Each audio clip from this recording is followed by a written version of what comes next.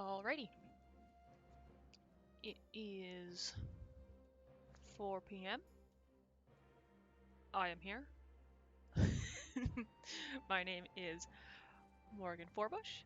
I am a master's student in anthropology here at UWM of Milwaukee. And we're here with Massive Multiplayer Mondays. We are going to do and maybe talk a little bit about dead content and how developers can help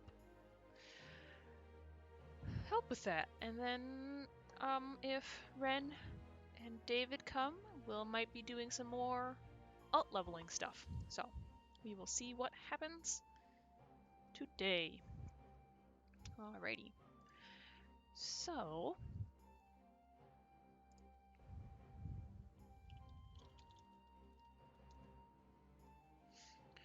alright.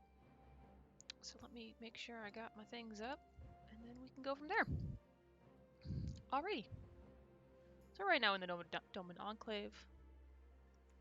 Just gonna have some fun. So a little bit of an introduction to Boja, in case you don't know what it is. Gotta just score it up. So Boja is, it's called the Bojan Southern Front. I am totally lost. The Bojan Southern Front is it's a kind of an instanced area. It's a special area designed specifically for relic quests, or specifically the level 80 relic quest, so the most current relic quest. And it is, there's a story behind it, and you go around completing fates with people, fighting some stuff, doing some things, and it's a great spot to level characters under level 80, as well as get your relics done. I myself have not even finished one relic, but it's kind of whatever. So we are loading. And we'll see while we go how it goes. Alright. Do I pick up anything? Oh, I should pick up this.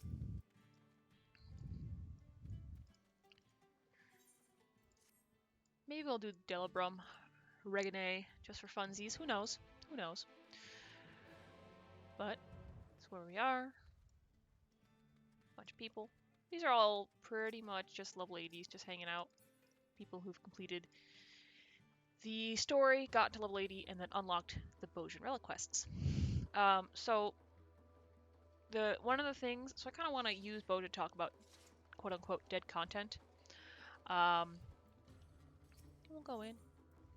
And we'll start off just going into Bojan Front and having some fun.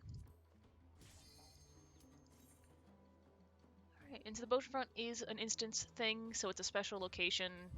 It's not...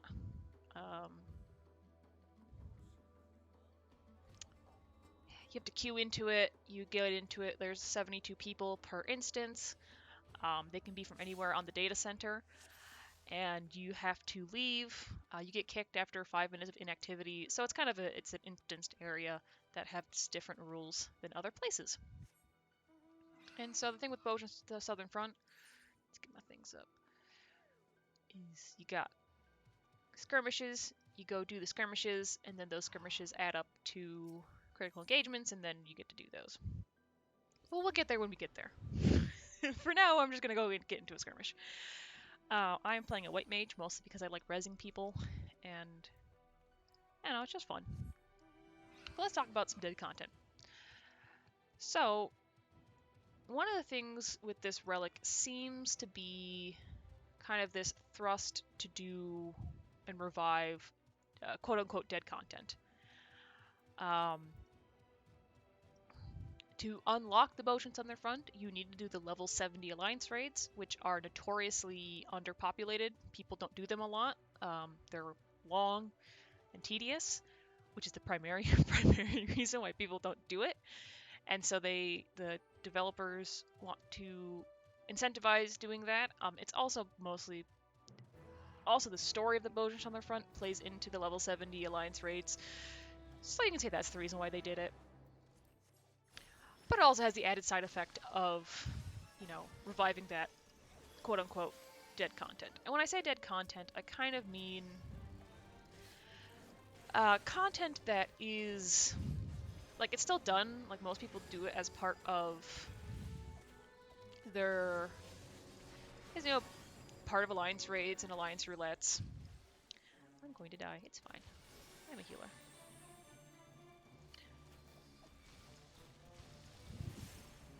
And so, I got a friend.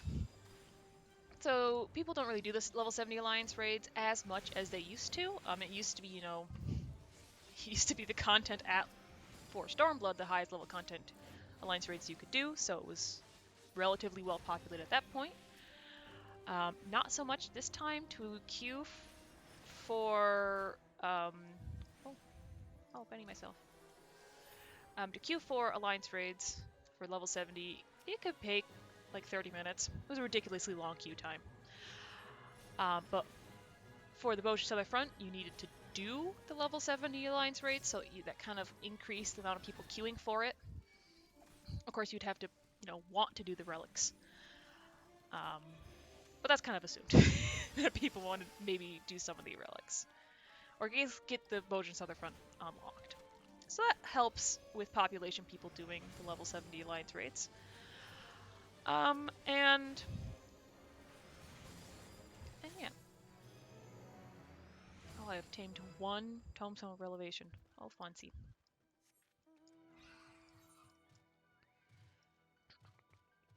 Oh, people are waiting for Cashroom to pop. So to unlock Cashroom, you have to do level 70 content, which can be classified kind of as dead content, or at least content that's not really revisited very often. And so you unlock Cashroom this way, you unlock the relics, and then you don't really have to do Boja for the first part of the relic. The second part of the relic, kind of a different story. The second part of the relic, you had, or I guess the second phase of the relic, you had to do either to get Lonesome Memories of Dying, which you could get from the Crystal Tower, or you could get from doing Boja. And they've kind of been attempting to incentivize people with doing Boja, but also allowing outside ways of getting the relic stuff, which is both nice and bad. Nice in the way that everyone can do the relic, but also bad in the way that people don't want to do the Bojas on the front, because there is seemingly easier ways of obtaining a relic. And relics are kind of this weird, they're not weird, they're relics that are, typically they look very nice, they're unique looking, and if they're current with the expansion, the last step of the relic right before the expansion is the highest item level of the expansion.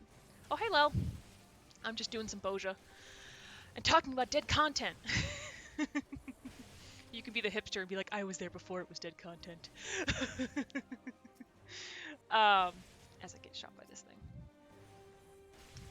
thing. Yeah, so I'm kind of talking about, I've just kind of covered how, wow, I'm getting destroyed by this guy. I don't want to attack. So yeah, to unlock Boja, you had to get, talking about relics. Relics by the end of the expansion are pretty good. Kind of incentivizes doing the relic. Going along my line of thought.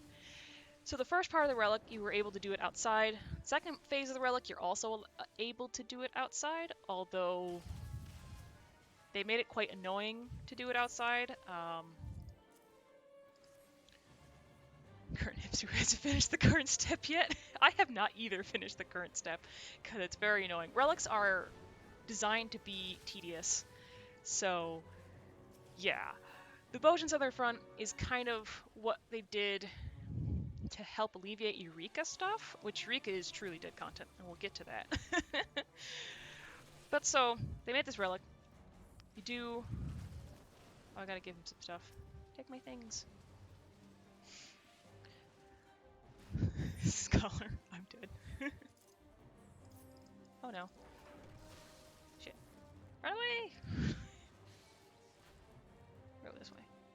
My small little Lalafell body is not prepared for this. Dead content. So, to unlock Boji, you gotta do level 70 stuff, which is kind of, quote-unquote, helping with queue times for the level 70 raids. The first step is mostly fates. If you want to do it outside of Boja, you do these things called fates, which are basically what I'm doing, these skirmishes, except out in the open world of Final Fantasy. And you just do, you do a bunch of fates, you get a bunch of memories. It's pretty easy to do the first steps outside of Boja. It's also pretty easy and tedious to do it the next step outside of Boja. But for the next step, and that kind of, this is Lel's theory, so I can't give myself full credit.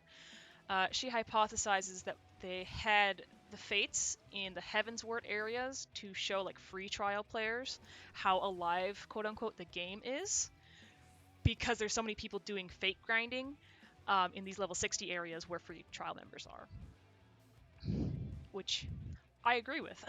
I think it was a ploy from the developers to kind of show how awesome this game is and how many people are playing to the people who haven't bought the game yet. But yeah, so that was the first phase, as I avoid death. Oh, this is almost done.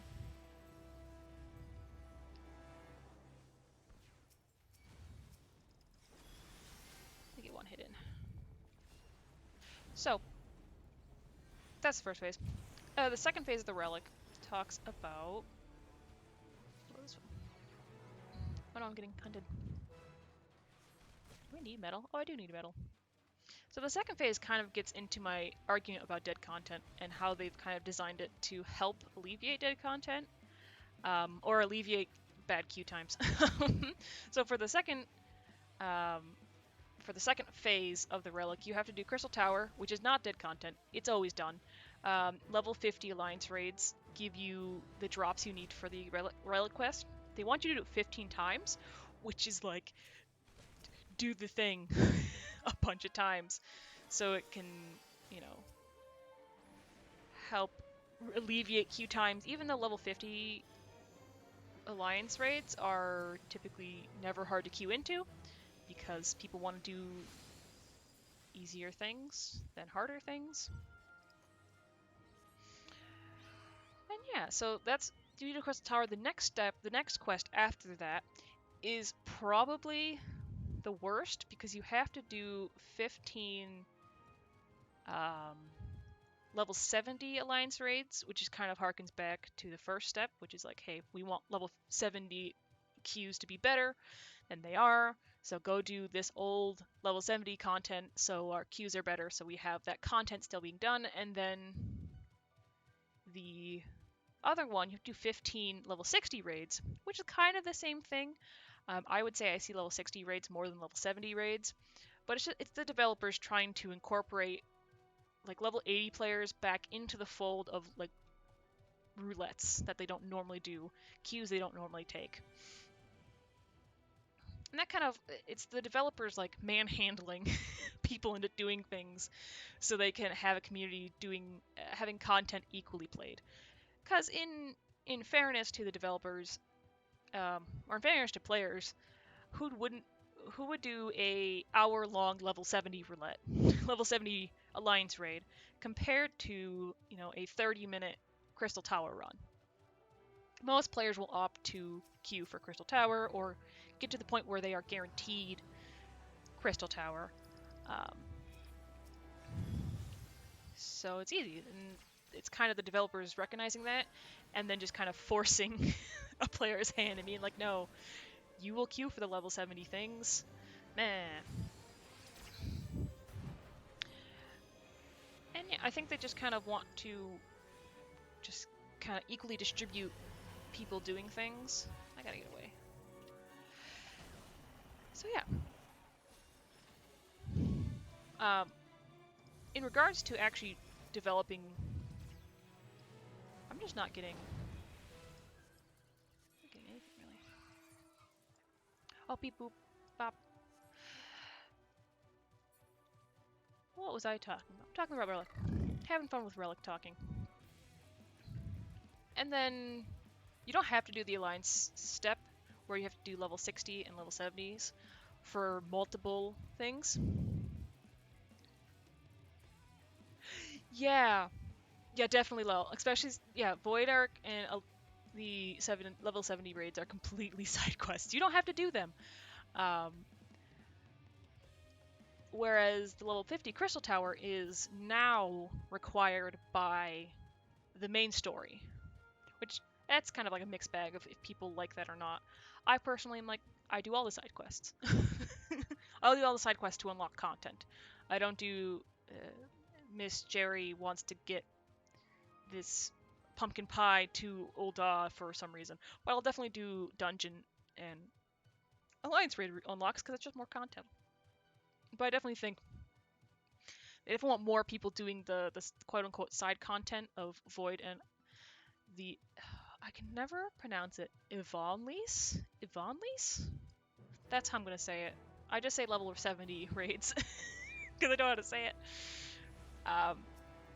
It's definitely like we want you to do these side quests. I think that kind of is. I wouldn't be surprised if they did that in the future, requiring like the main storyo. Yvonne-Lise. Okay, I got you.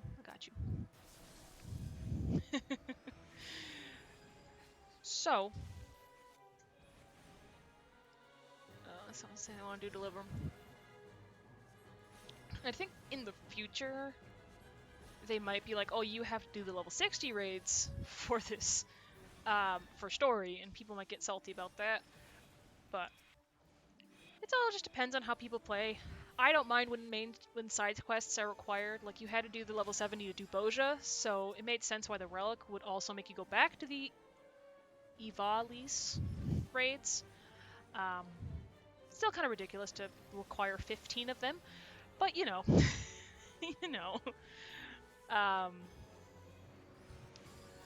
also think something with another part of the Relic is you have to do Palace of the Dead, which I wouldn't necessarily, you know, it's kind of a, hey, don't run around, don't run away, Lullafelt, I want to click you. Let me heal you. There we go. That's something. We're going this way. So yeah.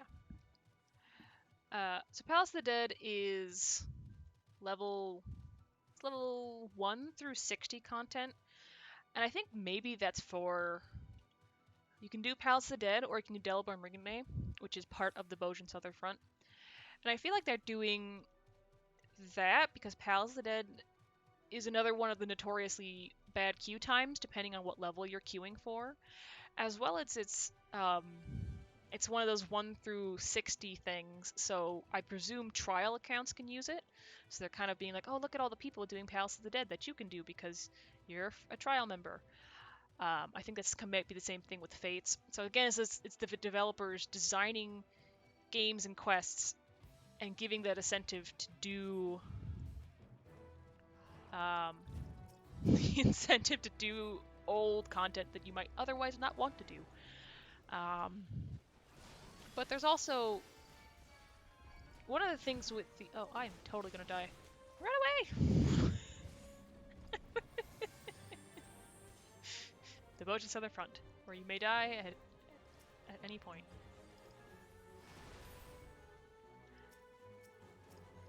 Okay.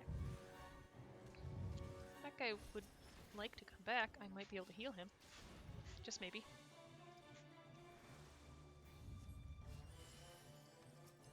I need to do that, but that's fine. But yes. So we have that.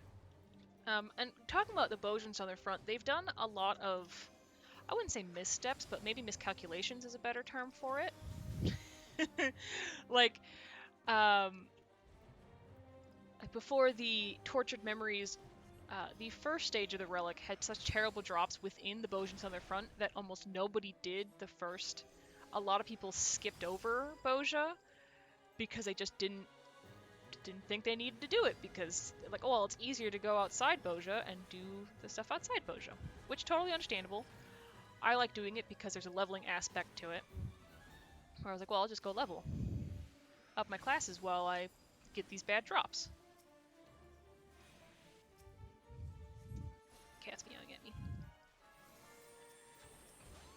So, and then when they, they immediately fix the drops, because this is brand new content that didn't want to just be left and forgotten right away.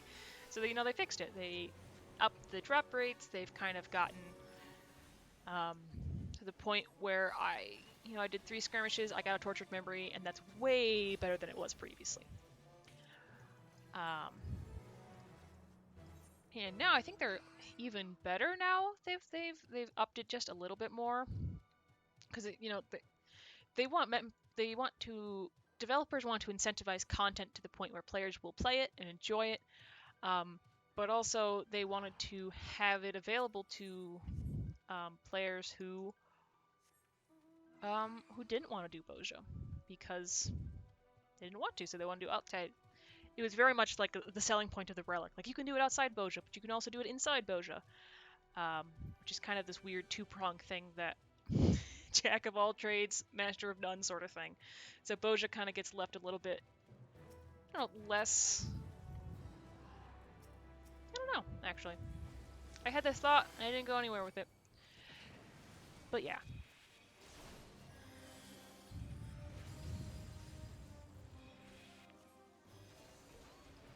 Click this button. Does that heal the... I think that heals the dudes. Wasn't that nice? But kind of going along the same lines, they had this really cool thing for Boja. Kind of going to a community aspect. I'm just running around with these with fellow players. I can look after this skirmish how many people are in this instance. You can have up to words of 72 people in the same instance, and you can all run around and party up within them and find new people and cluster farm. And it's such a cool social experience because you just randomly meet people and you party up with them. And it's just kind of a really neat aspect of playing Bojas, because you don't just get to be by yourself and running around and doing dungeons and things with 2 to 3 people. Maybe at some point you'd get more people or less people. Maybe you do Party Finder. Boja is just kind of like a built-in Party Finder. There's 72 people who are just kind of hanging out and doing their own thing.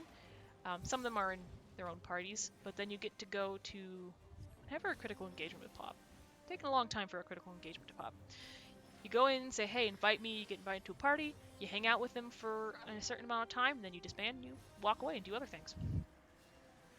It's kind of this cool collective experience of it's just kind of a cool experience. I will say that it might not be specific to Boja, but this is the first place that I've experienced it where you just run around. Okay, David. I will wait for you. So yeah. So Boja is really cool and really neat. I hope we get a critical engagement because they're cool. I can actually show off. Boja, in my opinion, is very cool because it's that kind of quintessential MMO grind mixed in with cool battles and fights and things that are unique to this area. One of the great things that I've heard, it's like, one of the memes is the R&D department when designing when designing Boja, all of it. It's quite funny. Oh, I have to protect this unicorn. Okay, I can do that. But yeah, it's just this cool collective, I don't want to say collective effervescence because that's kind of a weighted term, but you do get this sense of collective fighting and helping, and when you get to res someone who died halfway across the map and walk up to them and res them, they're really grateful. It's just like a really cool experience.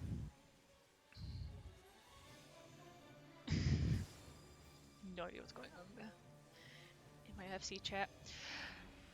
So yeah, talking about dead content in Boja, and how Boja kind of becomes dead content, has become dead content in a way. So they came up with this really cool 48-man instance.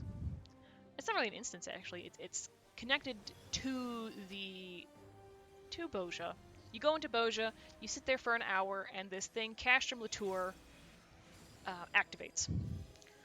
And hopefully you get maybe 30 people. It does not scale, so there's a certain cutoff point where it's impossible to do if you only have 18 people out of 48, then you're not going to be able to finish it. Whereas if you have 25 to 30, it might be possible. And at the beginning of Bojo, when people were first doing it and first experiencing it, it was pretty popular. Like, I mean, wiping was still possible. There was a certain time limit to it. So wiping was definitely possible with this 48-man instance. But at the same point, I got through a lot more Castrums than I have in the first month or two of it being out compared to what I've been doing in the last few months. So Castrum comes out, you get these coins. The coins, you can exchange these coins for gear, which is actually pretty decent gear. It's not quite as good as like upgraded tome weapons, but they're like just a little bit better than like normal tome gear. And it's also cosmetic. So, you can gear out your alts and things, and it was a nice way of doing that, in my opinion at least, as a casual player. So, that's cool. You get coins from Castrum Latour to turn into things. They did this hotfix, which allowed you to get coins from the skirmishes, like the skirmishes I'm currently doing. And that really just killed Castrum Latour. And I don't even know if they meant it, because the coins were so easy to get now that people didn't really care to do Castrum anymore, because like, well, why would I, attempt to queue for Castrum, go through the headache of Castrum, just to come out with it with 28 coins, when I can do other things to get 28 coins, kind of rational human actors do the thing that is least difficult to get the most amount of benefit. So that killed Castrum.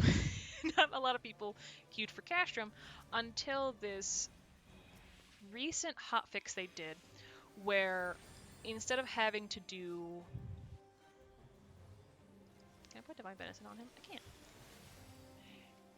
Instead of doing Crystal Tower for, 15 times to get Lonesome Memories, they changed it where you could do Castrum once and get 5 of the things you need.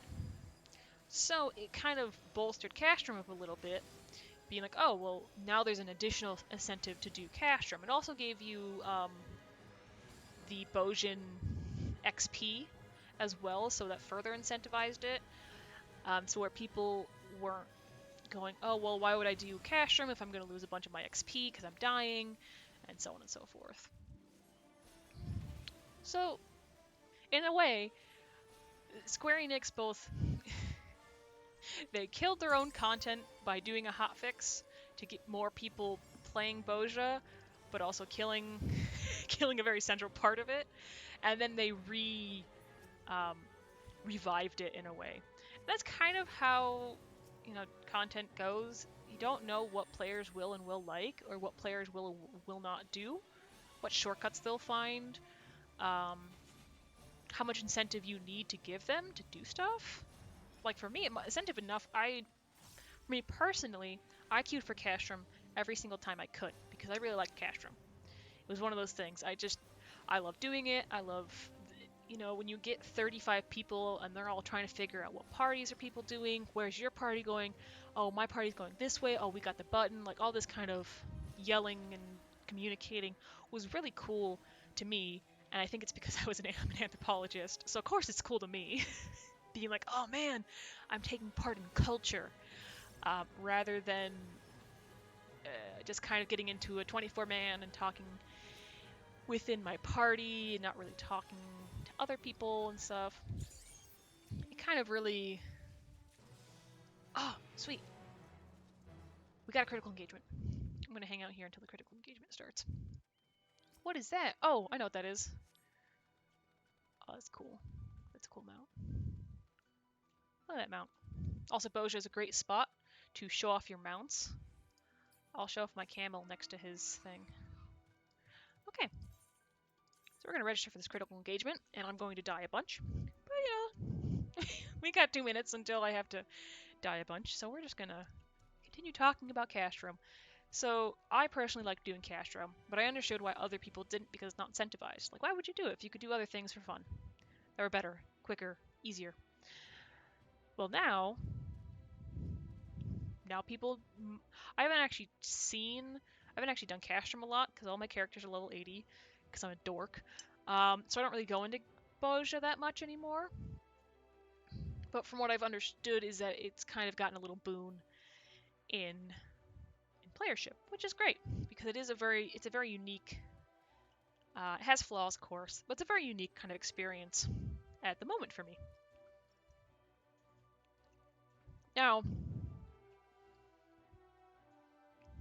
one of the... Oh, we're going.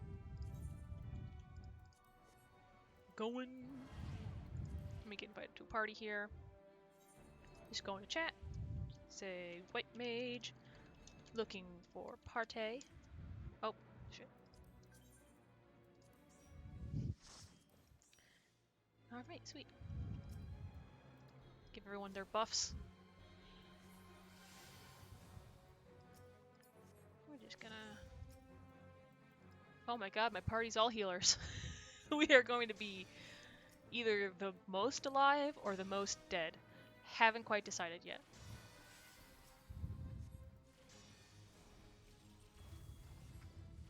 Oh, I'm looking at myself. Well, I was like, oh, this person's casting... Oh, this person's casting Protect! And I realized I was clicking at myself. That would explain. Would explain the reason. Okay, so critical engagements. You see all these people are hanging out. This is, most critical engagements are 48 people. This is 38 people, and you can see where this party is just collecting all who come and ask for an invite, which is another reason why I like Boja. It really kind of shows the impromptu coming together of a group and then kind of dispersing. We'll see if this group stays together. I usually don't leave groups after critical engagements unless it's disbanded. Some people do. I just kind of hang out until another critical engagement pops up, and if they don't register for that critical engagement, I leave the party and re-register for the critical engagements. Oh no, you already have someone who's dead. But yeah. So there's this impromptu coming together, going apart, hanging out, doing the thing that you want to do, and then just doing the things. So yeah. Caution, I have no idea what I'm doing when it comes to white mage, so if you're looking at my rotation, don't. I'm just gonna heal people and hope for the best. Yeah.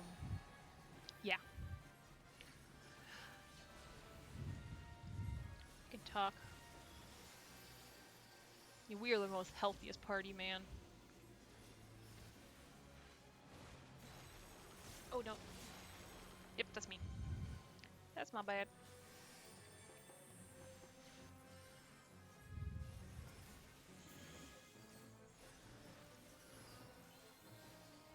Got an arm coming towards me.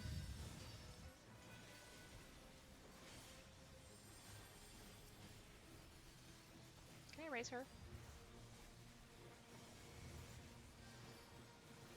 Oh, she already got a raise. Oh, there you go. It's one of the reasons why I like playing a white mage in Boja, because I feel very special.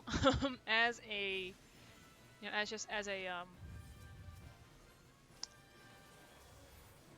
as a DPS or a tank, you don't really get to do much except kill the boss really good. Other than that, you don't really do anything except just kill the boss really fast. So that's important. Oh, people aren't doing the mechanic. Oh, I guess they did.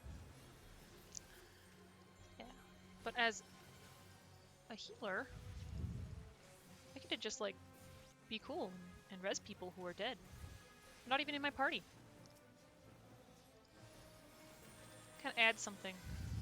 Oh. Did I get hit by that? Oh, I didn't. Sweet. So yeah.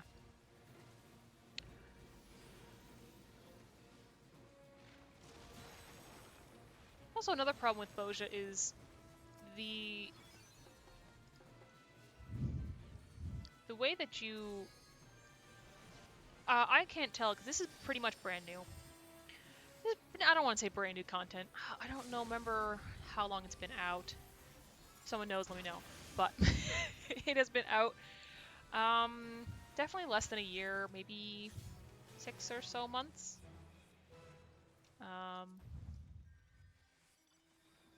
Yeah, that sounds about right. And so time will tell how this content ages. Currently outside of story and raid, this is kind of the focal point. Like, oh, if you want your relic, go do the Bozja, and then do Delabrum, and there's cool glams. But kind of outside of that, there's, I don't know, as a casual player, I find I kind of struggle to think of other things that might be, I could do. Outside of those two things, except for Bozja, and doing the relic, which could be done outside of Bozja. So time will tell if Bozja lives to the next expansion, because with the way that I understand the skirmishes, spawning, and scaling, and how those things... Oh, I'm gonna die. This is fine. This is fine. But how I understand those things scaling is if skirmishes aren't done, critical engagements don't spawn, so if you don't have a lot of people in your instance, or you don't have a party who can do those kind of things reliably, critical engagements don't spawn, the fun's kind of gone, and it's really hard to actually get to and populate Castrum. So this whole big area of skirmishes and people just kind of becomes irrelevant, becomes dead, becomes not done. Now, I will say Bozja has something going for it in the leveling from 71 to 80, in the fact that it's pretty good at leveling. I've leveled, how many? Let me count here. Sam, Ninja, kind of Dragoon, definitely Summoner and Black Mage. So I've probably leveled into like 5 classes on and off with Bozja from 71. Yeah, definitely. I'll totally agree with that. I think it has something going for it over something like Eureka is its leveling component. Get Sage from 70 to... Yeah, definitely. Although, you can't go into Bozja if you're at 70, so I know most people that I've been playing Bozja with, like my good friend Cleo, and a few others would get things to 71. Oh, dang it, you're right. Get things to 71, and then just go whole hog on just doing Bozja to 70. Is this a cluster farm that I just walked into? I will leave your cluster farm to you. Oh, critical engagement. We joining the critical engagement? Can we? Can we? Aha! Beautiful. Maybe they will fix that. Maybe. Because they definitely advertise it as a 70 to 80 thing. But yeah, I definitely think that it'll still have that leveling component, even if the story, the relic component is gone. There's not a lot of people like spamming it for Castrum. They're definitely going to be doing it for leveling. Because I know Eureka and Lel will know this better. We'll definitely know this better than I will in terms of dead content. But I've tried and attempted... Oh, this poor boy. This poor man. I'll give you Divine Venison. Are you trying to kill these guys? Why are these guys so hard to kill? Oh, he's slapping the ground. Especially DB... Yes, 100%. And then you're just going to have this... this lack of healers. Or maybe there's going to be Sage. So there's just going to be a bunch of Sages in TPS. Just hanging out, doing Bozja together. There's not going to be any tanks. And it's just going to be, like, a Dragoon tanking all the critical engagements. Get ready for the no tankless cash room runs. Those won't happen. Oh man. But yeah, they'll definitely be used still for leveling. Eureka doesn't have that leveling component, and it's pretty dead. It's pretty hard to get into Eureka. You can still do it if you had it previously done. You can just go into Eureka and like knock things out really quickly. But to actually like go into Eureka brand new and do it by yourself or do it in a group is really hard, just because you don't have that critical mass of players. I think there's a critical mass of players in Baja as well, and since I'm here, I can look. How many people are in this instance? 54 people are in this instance. You're in Eureka right now? Oh no. You're in Eureka, it's pretty dead. Is it true that there's kind of like a critical mass for certain areas in Eureka? Like if people aren't killing bosses and kind of pushing spawn rates up, it's really, really slow. But yeah, Lol can answer that. Oh yeah. And then like you have to kill all these regular mods, get the fates, and then do the fates. And you can't really do the fates by yourself. You kind of have to have people to do that with. And then you have to have people who want to do the level 70 relic stuff, which that's problematic in and of itself. Majority of people are hanging out by the Aetheryte waiting for. Yeah.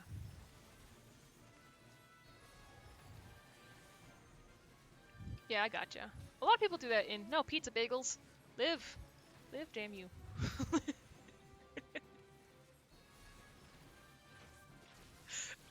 I love that this guy's not. I love this guy's pizza bagels. That's my favorite name. So they aren't contributing to the spawn, so it's just kind of people just hanging out, hoping that other people will do their work for them. Yeah. You also get that in Boja, which is, I don't know if it's quite as bad, but you do get people who just hang out by the Aetheryte waiting for Cashroom to pop.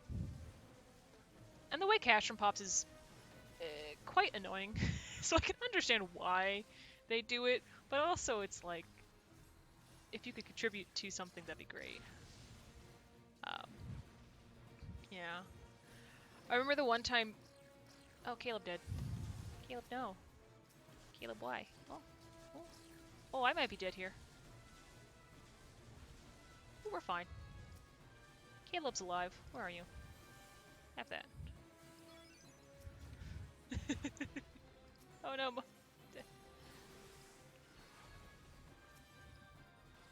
Well, I just have a Swift. I'll just do that.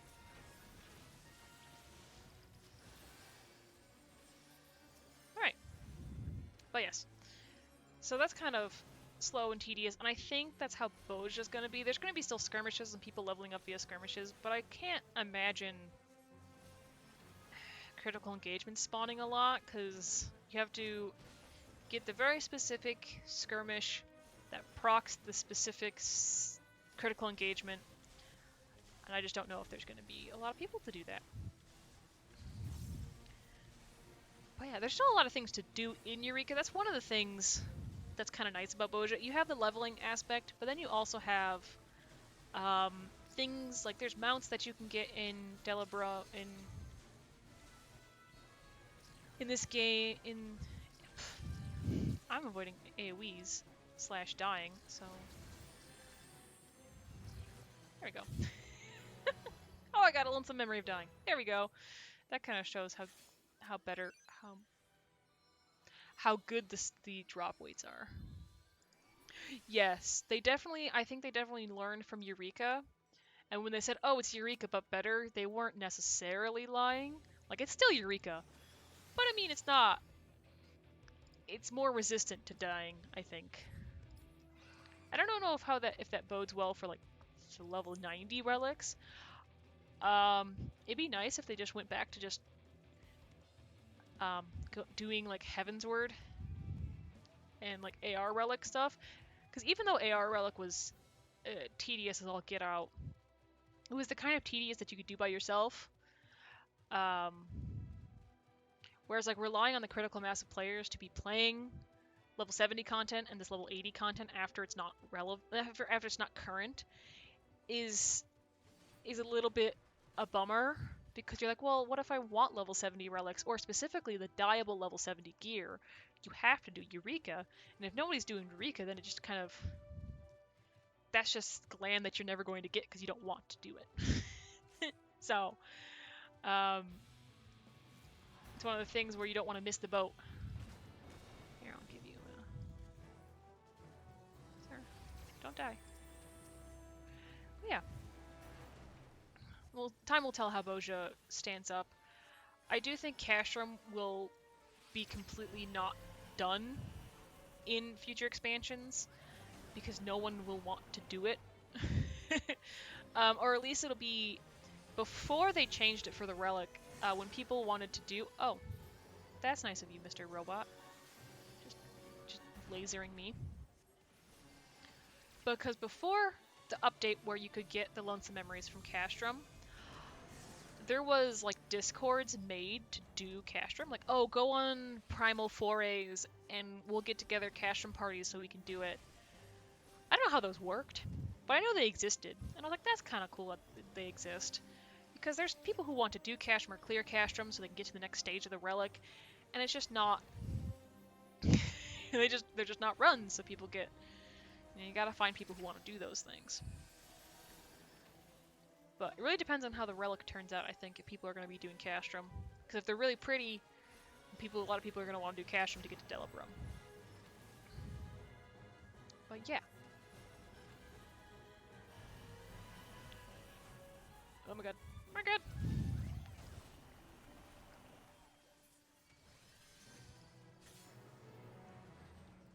I'm just kind of burning time, getting myself some things. Oh, I got all sorts of stuff. I got lockboxes, and notes, and more notes, and a bunch of fragments. But yeah. I think the incentives of Boja, like the leveling, will keep it alive. But then again, like, time will tell. There's better ways. To me, instead of the mind-numbing grind of skirmishes, I remember for my... I think my Red Mage I was leveling up before Boja, when Boja came up, or it was my Red Mage or my Summoner, one of the two. And I just decided to dungeon spam with it, so just do dungeons over and over again, just because I felt it was something I could do without losing my mind. And that was kind of that was that was the reason why I did that. And so it all depends if people actually want to do Boja or not, or if they think it's easier to go do dungeon spamming. For tanks and healers, definitely dungeon spamming. We'll do dungeon spamming. But I think for DPS, it's possible we'll get a lot of the DPS stuff. I do not want to do Castrum.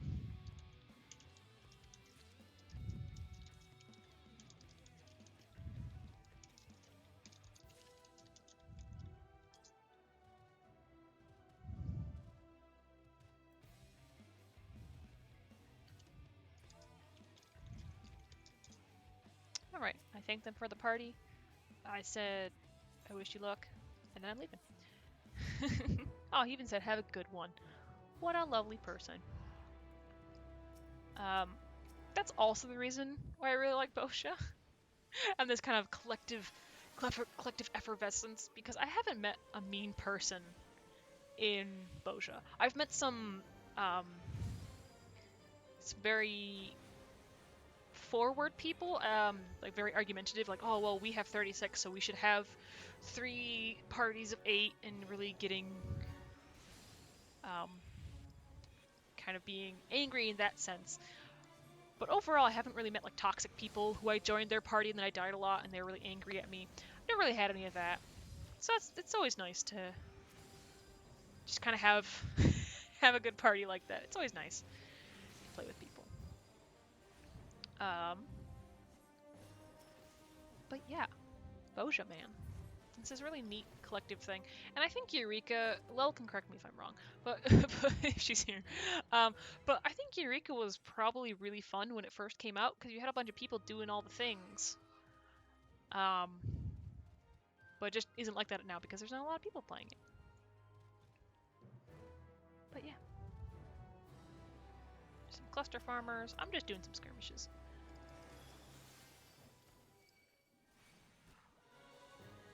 I may have made a mistake.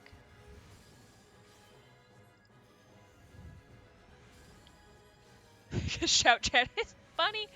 Oh, I can imagine that. Yeah, yeah. It wouldn't fun. It was still like super grindy, like Boja is. But you see, shout chat is funny. Yeah, that kind of is why Diadime, when it's like current and the every tier of gathering for sky builders, it was always really funny to be in Diadime. For those of you who are watching the VOD and don't know what the Diadime is, or just watching and don't know, it's just this area where you gather a bunch, and then you use that stuff to craft a bunch. And people sit there for hours collecting materials to gather things, so Shoutjet just kind of gets off the rails. I watched... I don't remember what I watched. I was watching something in general. They're talking about how, like, which Gundam was the best. I've also seen ones where they're like talking about Estinian and things. It just goes off the rails because people are losing their minds playing, doing the general MMO grind. Maybe that's how you find friends in MMOs. You just go to the most grindiest place, meet the funniest people, and invite them to your free company. That seems like a great way of recruiting. But also probably not. but yeah. I'm killing whatever these things are.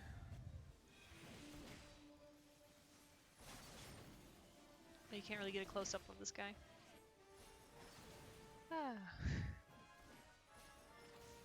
Hang out. Kill some spirulinas. Watch a cluster farm in the distance.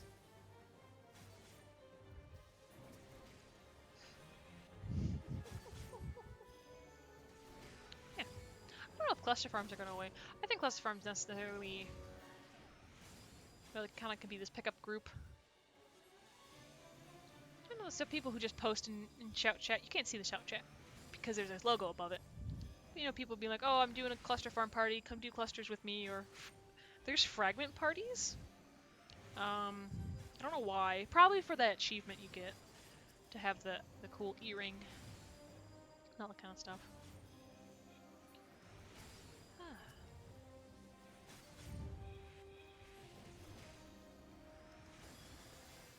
Maybe for content we'll do Delabrum, because Delabrum sounds fun.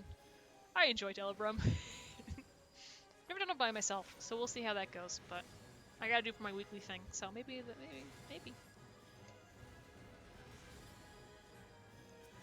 Oh, it's Monday. I always forget it's Monday when I'm doing these things. But yeah. I think also, I don't know, Lil can correct me if I'm wrong. There is certain current content, like Delabrum. There's like a weekly quest that you can do to get the stuff, as well as like weekly drops for the current raid tier, normal and savage. Do you think they do that so people don't just spam the current content as much as possible to get the best gear, and then just stop doing the content? Because I feel like that might be a decent reason. Also might just be making sure everyone gets gear every week, or distribution of the gear is equal to extend the life of the raid. Yeah, I would agree with that. Sure, I'll do Kill It With Fire, and then I'll do Delabrum if I got no one else in, in Discord.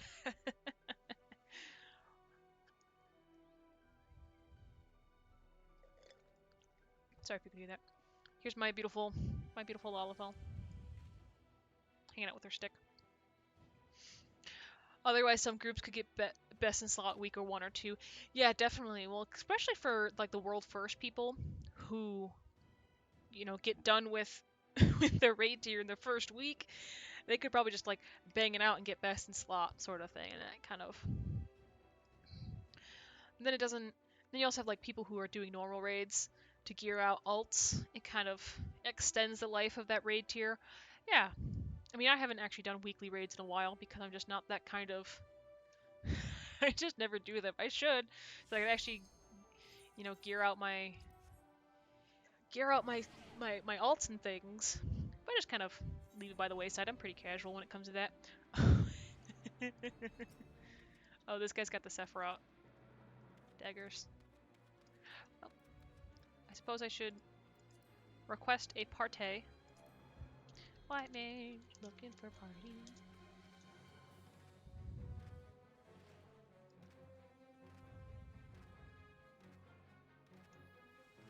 But yeah, it's in the life of the raid with the loots. I also think for like people who are newer. Oh man, I'm in Pizza Bagel's party. My hero. Don't really look like a pizza bagel, I gotta say, Miss Pizza Bagels. Also, why is her name Pizza Bagels when she's obviously one person? Maybe she's made up of a critical mass of pizza bagels. You heard it here first on Massive Multiplayer Mondays. Pizza Bagels is just a conglomerate of hundreds of pizza bagels smushed together in the form of an ara. I suppose I should actually give people buffs.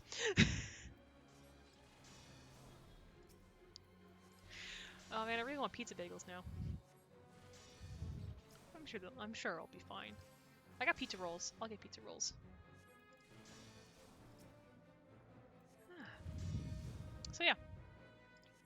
Gonna do this. We're gonna fight this crazy lady, and then we're gonna do some Dillabrum and hope to not die horrifically.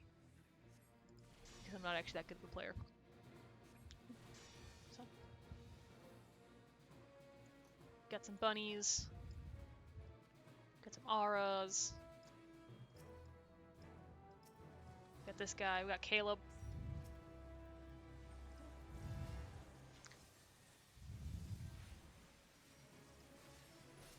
Alright, Pizza Bagel is doing the main tank thing.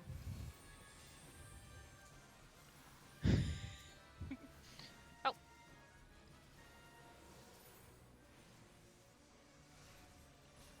Alright.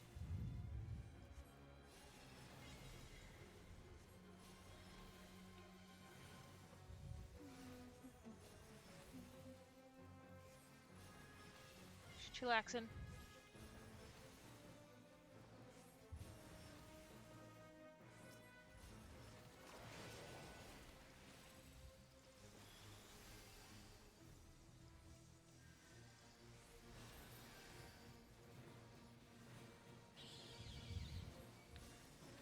I'm concerned at how little people are in this in critical engagement, but we'll be fine. I'm sure we'll be fine.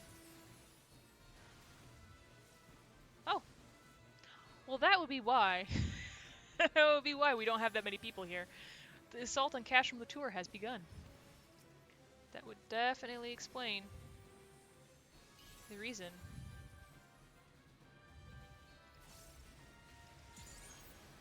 Ah! Heart! Run away from the heart!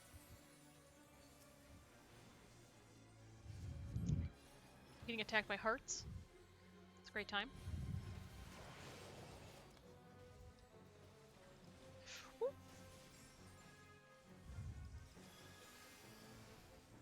Okay, we're in the right spot. Alright. Why this is giving me more trouble talking through it than the one where there's all the AoEs, I do not know. Maybe it's because I'm not in a party of like 7 different healers. Maybe I'm responsible. Gotta make sure Pizza Bagels doesn't die. It's another bonus for being in Boja and just being around a lot of players. You see a lot of interesting names. It's part of the fun.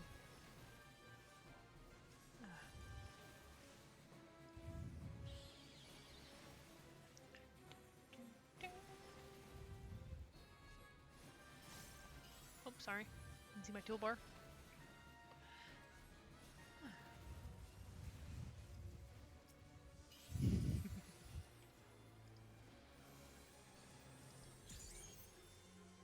Oh, don't get hit by the Pizza Bagels.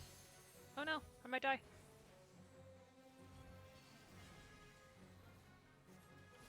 Oh, anaphylaxis. Okay, interesting.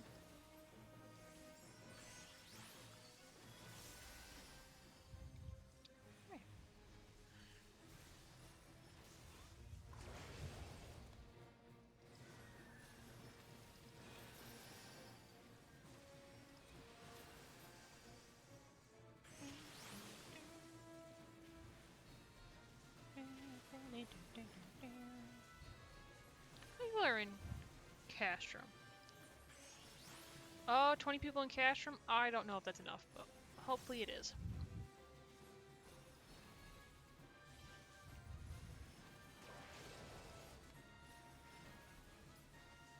Was that like for people to get there? Oh, I could register for these things. I'm going to leave though.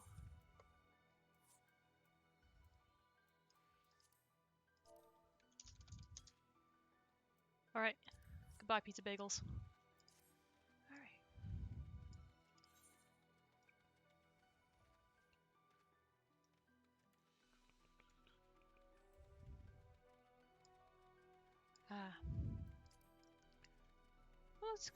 Let's reap the rewards of my random assortment of things.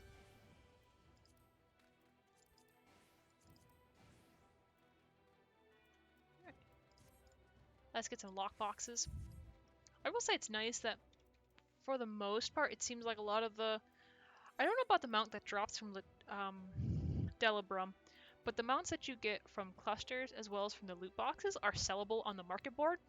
I have no idea if that would actually help or not help. I don't know if I have the Trinity Seeker. Help or not help things. I know Eureka had a lot of like lockboxes that had mounts that were and weren't sellable. So maybe that was a ploy to get people to keep doing Eureka because like, oh, get lots of lockboxes and do a lot of things. Oh, there's a David here. Can you hear me? I can hear you. I can't hear you come into the Discord because I have streamer mode on. But hello. You can't hear me coming through Discord? No, I can't hear you joining Discord. Oh. But I can hear you. Hear you.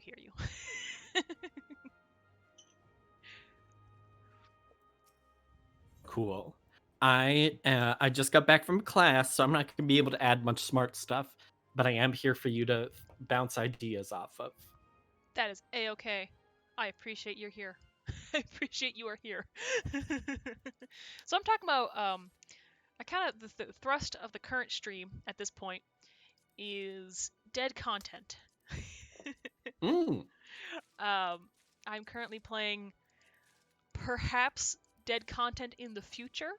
I'm playing, so in MMO, in Final Fantasy in particular, I'm playing this piece of content called the Bojin Southern Front. It's where people can do current Relic stuff, so it's like a special weapon that you can get, as well as leveling up your characters and things.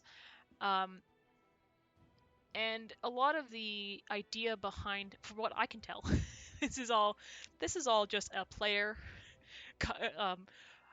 thinking about what the developers are meaning to do. Is that like part of the thrust of this Relic weapon is to get players playing previous content. So like, oh, well, for the Relic, you can do it in Bozja, so you can do it in this instance area, or you can do it outside of Bozja and just run these old Alliance raids 15 times. So it's like trying to get players, the developers designing content to go back to older content. I don't know. If that makes any sense. Kind of. And I think it's kind of like going, well, the community isn't doing what we want them to do, so we're going to make the community do what we want. Like, please do these raids, and please do that raid. Kind of, all that kind of stuff. I also think some of the things that they're doing, so Final Fantasy, here's the quintessential plug for the Final Fantasy free trial of the game. So the free trial of Final Fantasy, you can get up to level 60, which is half, like it's pretty much half of what you can do. So you can get 1 to 60, and the current level cap is 80. So you can do like half the game pretty much. Oh, wow. So it's really cool. It's a trial version, so like you can't use the market board, and you can't use you can't get retainers and things. So there's limitations on it, but you can do the story all the way up to level 60, which is really cool. But the fun part is some of the relic things for the current special weapon are under level 60 content. So they want Mm. you to do like going out in the world and level 60 stuff to show that new players like, hey, there's people playing. At least that's a theory. That's a game theory. Mm. So it's like one of those kind of things. I don't know. Do you play like online games, or do you mostly play single player I games? mostly play single player games. I've just never been a big online game player Fair because enough. my internet couldn't handle it. So, That makes and I just sense. I didn't grow up playing like at LAN parties either. So I'm just so much more used to single player. But I guess you can kind of see similar things. uh, Can you think of similar things in like single player games where a developer goes, well, this is technically side story content, but we really want you to do that side story content, so go do it. Yeah, basically. um, there's I don't want to do critical engagements anymore. Thank you, game. All right, let us leave this very drab place. It is the drabbest place, but my Lalafell's cute, so that's all that matters. But yeah, it's like a developer kind of like in sandboxes where they're like, well, you don't have a high enough level, so you can't continue in this sandbox until you do a certain amount of side quests. Or um, what I love is the not so subtle nod saying like, oh, if you leave this area, you will no longer be able to do any of the quests. And then you're like, do I do all the quests? So, but yeah. I don't know if Ren's coming. We're an hour and um, 12 into the stream. I'm not sure. I know they were talking with Mike, our professor, Okay. before I was leaving, so they might be a little late. Is that class in person? Yes. Ah, see, my brain went class, mean Zoom meeting. No, nope. It's in person on campus, so that's why I'm not able to get here till 5. Well, that makes sense. Look at all these cool. Look at all the. You can see all of the cool level 80 glams. Mm. This man in a top hat, looking chic. I don't really agree with this top hat, but it's a good top hat. Man in tank top. And I think the incentives for Final Fantasy can be kind of interesting, or incentive for players in general can be kind of interesting. Like you can definitely, I presume you can see this in like Dark Souls or other games where you get the best sword so you can beat the cool thing better. So it's Totally. yeah, so it's like, oh, you want this really cool weapon, you go and do X, Y, and Z and get the cool weapon. Whereas like Final Fantasy, they have all sorts of different incentives. Like there's a really big um, like screenshot community where they take really pretty pictures of their pretty characters. And so there's a lot of incentives that are placed for cool glams or not glams, like cool clothes or cool like hairstyles that you can get. The thing I'm going to queue up for in a minute is they have there is a exclusive haircut that drops from this raid, so you have to, or it's sold on the market board, but if you don't want to spend the 17 million to get it, you can just run Delabrum and get this one hairstyle. And so that's an incentive for people who want the hairstyle. Yeah. There's always the quintessential mounts for MMOs, oh, do this to get a lot of cool mounts and things. So there's a lot of different incentives for MMOs to do content. They're like, please do our content. We'll give you anything. Cool hairstyles. Have these Just play clothes. something. Play something. Play our game. Um, oh, that's another reason why they would only. You missed this. I was I was asking Lel in the chat why they the current tier of raids are only allowed loot every week, so you can only get loot from that fight every week or once every week. And I think it's partially to extend the life of the raid, as well as keeping people coming back every week to get gear. It's like a Yeah, come play, totally. come play more. Um, there's not a lot of things going on. Don't know if Ren's gonna be here. We're just gonna do Dillabrum, and that's probably gonna take us to 5. Take us to 6. I can give them a little message to see Sure. if they're coming. If not, that's cool. Were you planning on doing a raid with them? Nah, I was kind of like, if they came, I was gonna do some leveling for my alt, for the alt. But also, if they weren't gonna come, then I Oh, didn't gotcha. really mind. If they pop in chat, that's a-okay. Alright. Alright, David. This is important. Let me get to a lighted spot. Do I go as this glam? Don't even worry about what class I am. Okay. So, this glam. Um, that glam. Oh, I realize I can't put glams on.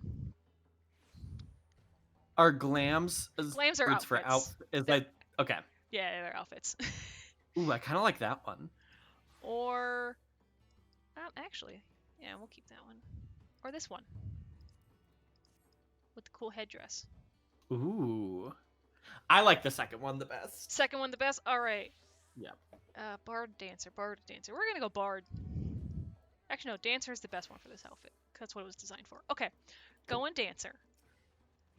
Before I do that, let me make sure I have the right things equipped. Or in my little lost hold finder thing.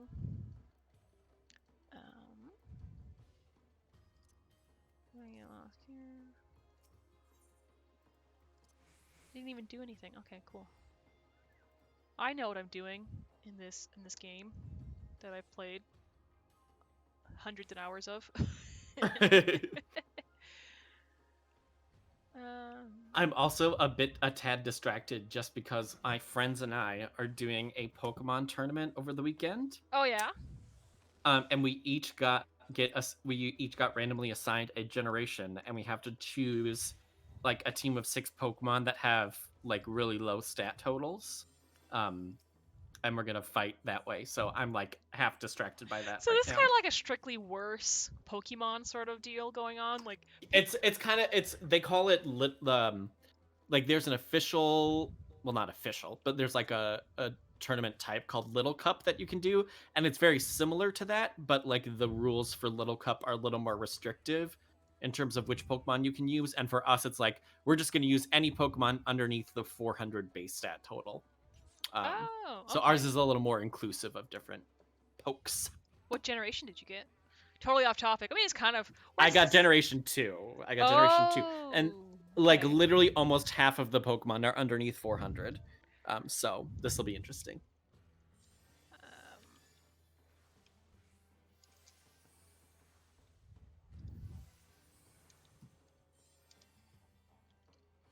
I'm attempting to spell something that I have never been able to spell in my life. So we're just gonna go find it in the emotes.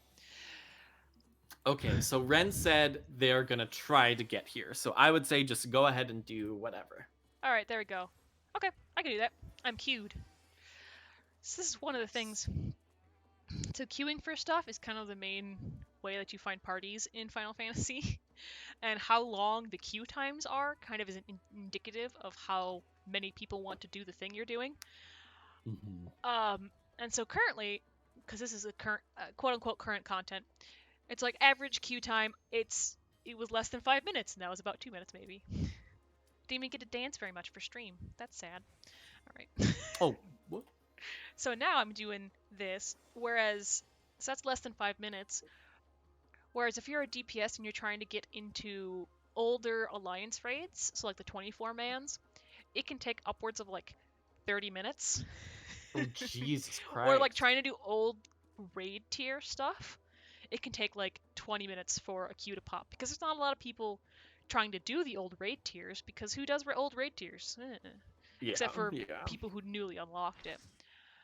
And so I think it's a good thing that developers want to make that content newer, easier to get into, especially for because who wants to wait around for for for oh, is this a better one?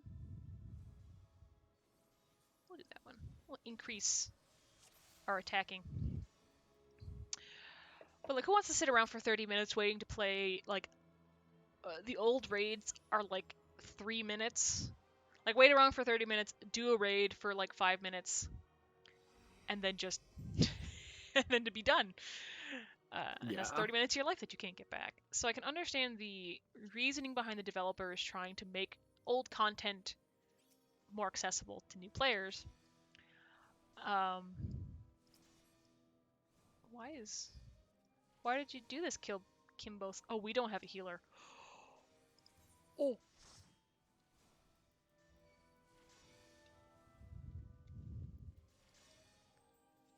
are we trying to get a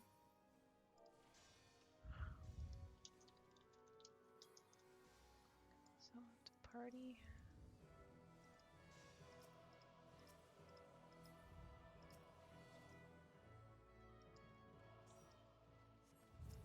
Okay, well, this is going to be an interesting fight. We had someone who just left. Also, we have 3 tanks. That's not typically normal. Oh, and I didn't do my lost healing thing. We're going to see how well this goes. I will try to keep the screen as less busy as possible, but it's almost impossible with this fight, with these fights. Yeah. That is okay. That is okay. Am I dead? Oh, I'm not dead. I'm gonna be dead, though. Can I change my lost finds during battle? Maybe, please? Oh, I can. Beautiful. Alright. So you will see... So what I was talking about, so maybe we can have a discussion based on this. I was kind of talking in Boja, groups kind of coalesce and then kind of disband. It's just kind of as a normal occurrence. Like, you get into a combat situation, you say, hey, I'm looking for a party. Someone invites you to the party, you're part of that party. You do what you want to do, and then, you know, if you want to disband, that's cool. If you want to hang out, that's also cool. It's just one of those things. And it kind of is impromptu, what do you call it? Compensation or something like that. Adaption. That's really neat, that I really like about the Boshan Southern Front, is because you never know. You never know if you're going to, like, you can hang around in a party, you can bring a party in with you, or you can just find new people and join a party. I was in a party with Pizza Bagels. This tank named Pizza Bagels. And I was like, Pizza Bagels, you are the best. I had seen them in previous, like, skirmishes, and I was like, I know you, Pizza Bagels. It was great. That was very enjoyable. All hail Pizza Bagels. But it's like that kind of the aspect, I don't want to say collective effervescence, but I kind of do, because it kind of feels like that, where you're like, oh, I'm part of a group, and I'm part of this these large amount of players hanging out with each other. It kind of makes you feel good inside, because you're hanging out with a bunch of people playing games. But yeah. Totally. I guess it's the same kind of feeling that we get when we're playing, like, Lunch Zone together. We're playing Lunch Zone, and everyone's watching one person play a game, and you're just kind of like, yeah, just hanging out with my buds, feeling the love sort of thing. It's kind of that sort of same feeling, you know? Yeah. No, totally. I'm gonna go grab some food quick. I'll be back. Alrighty, I'm just gonna hope to not die.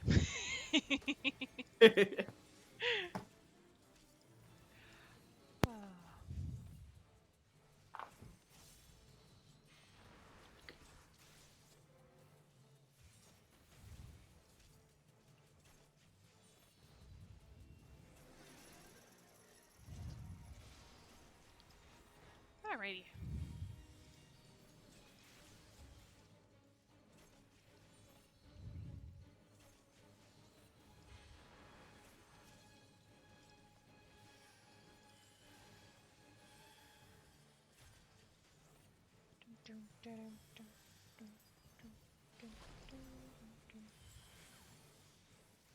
Ah.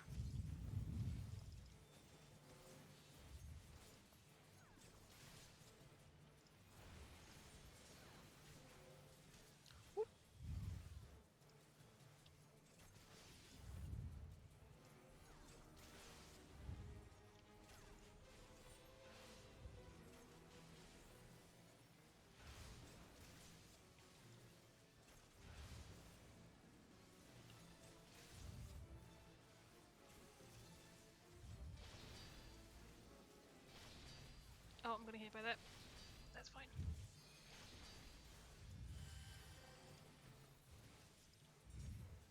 Wish I had a regen on. That would be much helpful.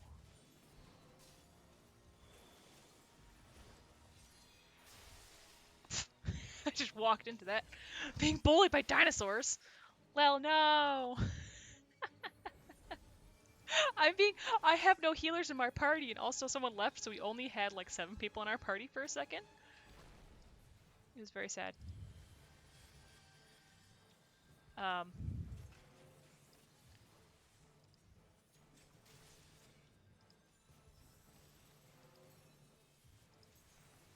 So that's where we are right now. You're being bullied by dinosaurs. I'm being bullied by Ravana 2.0.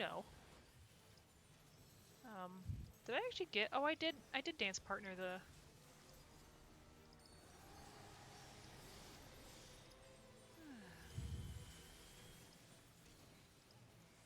Just hanging out, doing things. Oh, Earthshakers. Good.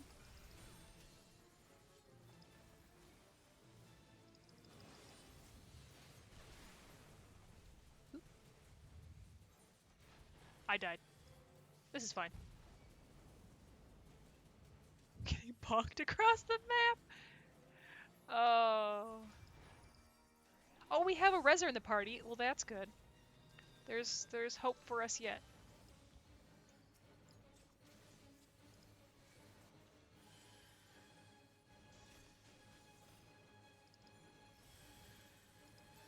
One of these days I'll just have to heal Delabrum to guarantee that I have a healer.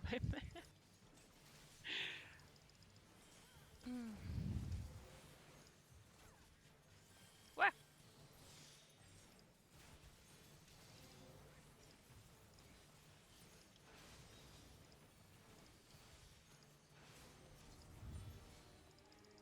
Oh.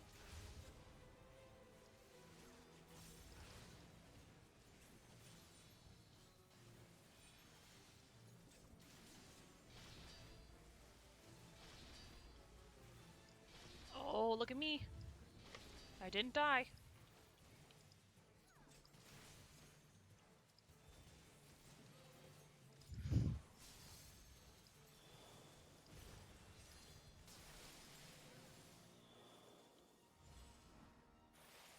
Yep.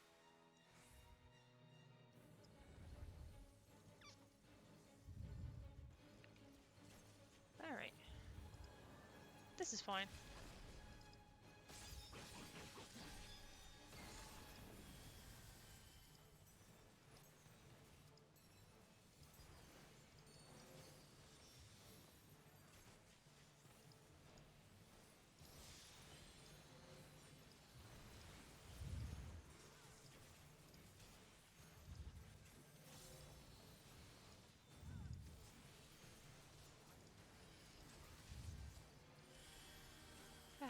Just hanging out. Are you doing Eureka with someone, or are you just doing Eureka by yourself?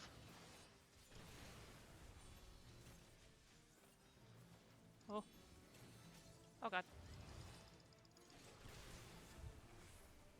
No, just me? Oh man. Is there a reason? Oh, just need a few crystals. Rip.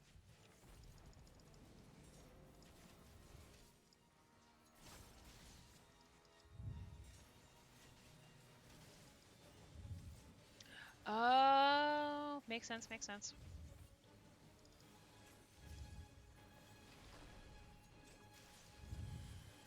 I'm such a pro gamer, I can look at the chat while I'm dying to Ravana, you know? Oh, I'm sorry. The Trinity Seeker. Eh. Dun, dun, dun, dun, dun, dun.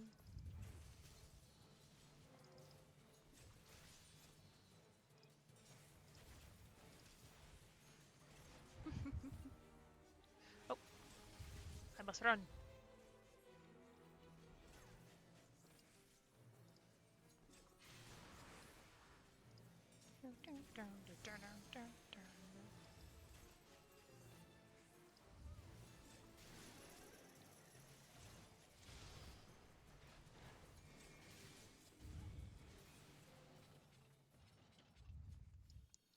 Is anyone dead on the floor? No one dead on the floor. Sweet.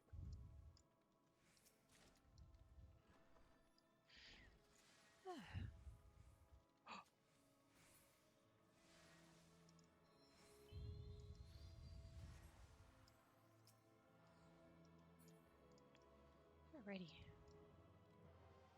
Oh, I don't think anyone has the little bomb-seeking stuff. Let's hope I don't die from bombs.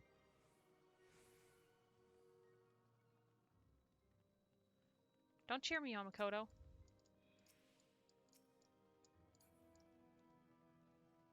Alright. Your scholar cuffs. Do you want the cuffs because you can, like, it covers up, like sleeves and things?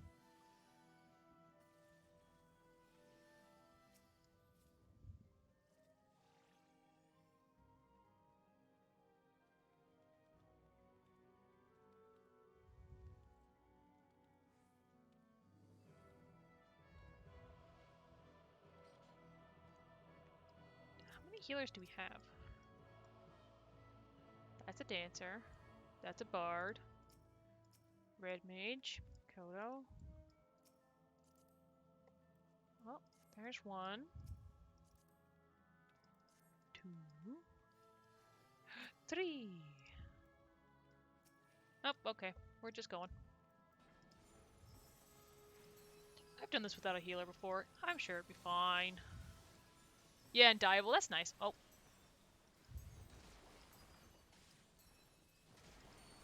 Hey, I was out of that. You're just being mean.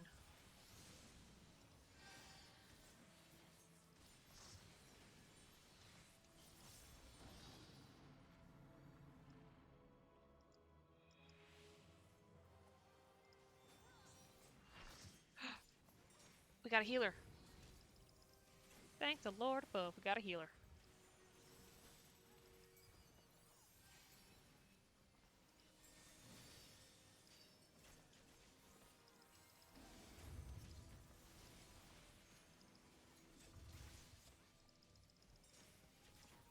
Isn't that nice? Yeah, and dieable. That's nice.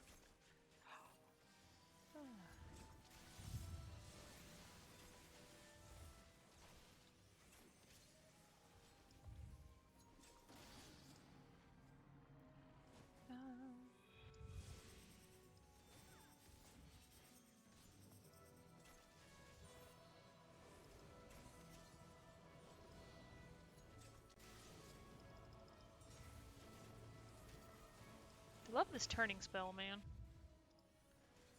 Slide, turn around. So yeah. Oh. Oh my gosh. This is a great example of impromptu things and... Oh, no, we don't go right now. Go right now. There we go. Impromptu thinking and trying to fix things, because this instance does not like... does not form parties based on roles. You can go into whatever roles you want, and it just does the thing. And you queue in with no healers. Oh gosh. And you can have a party with no healers and 3 tanks and a bunch of DPS. What you gonna do about it?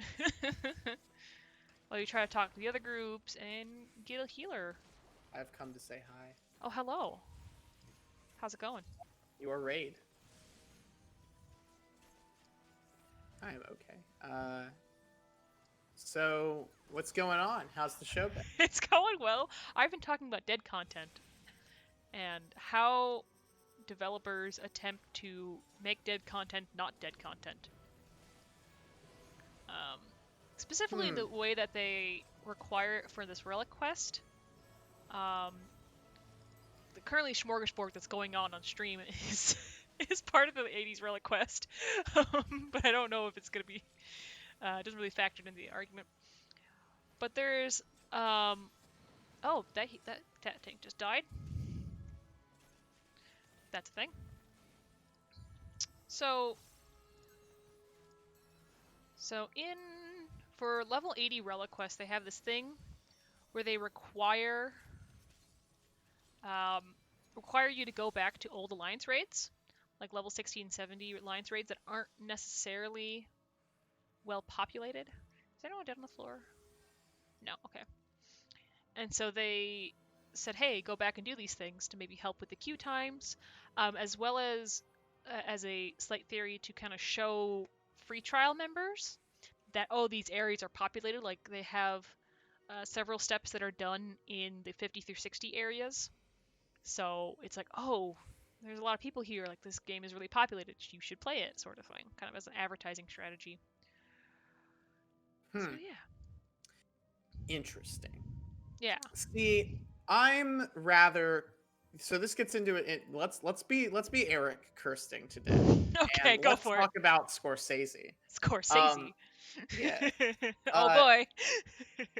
So dead content's a very capitalist way of reading games, isn't it? Just on principle.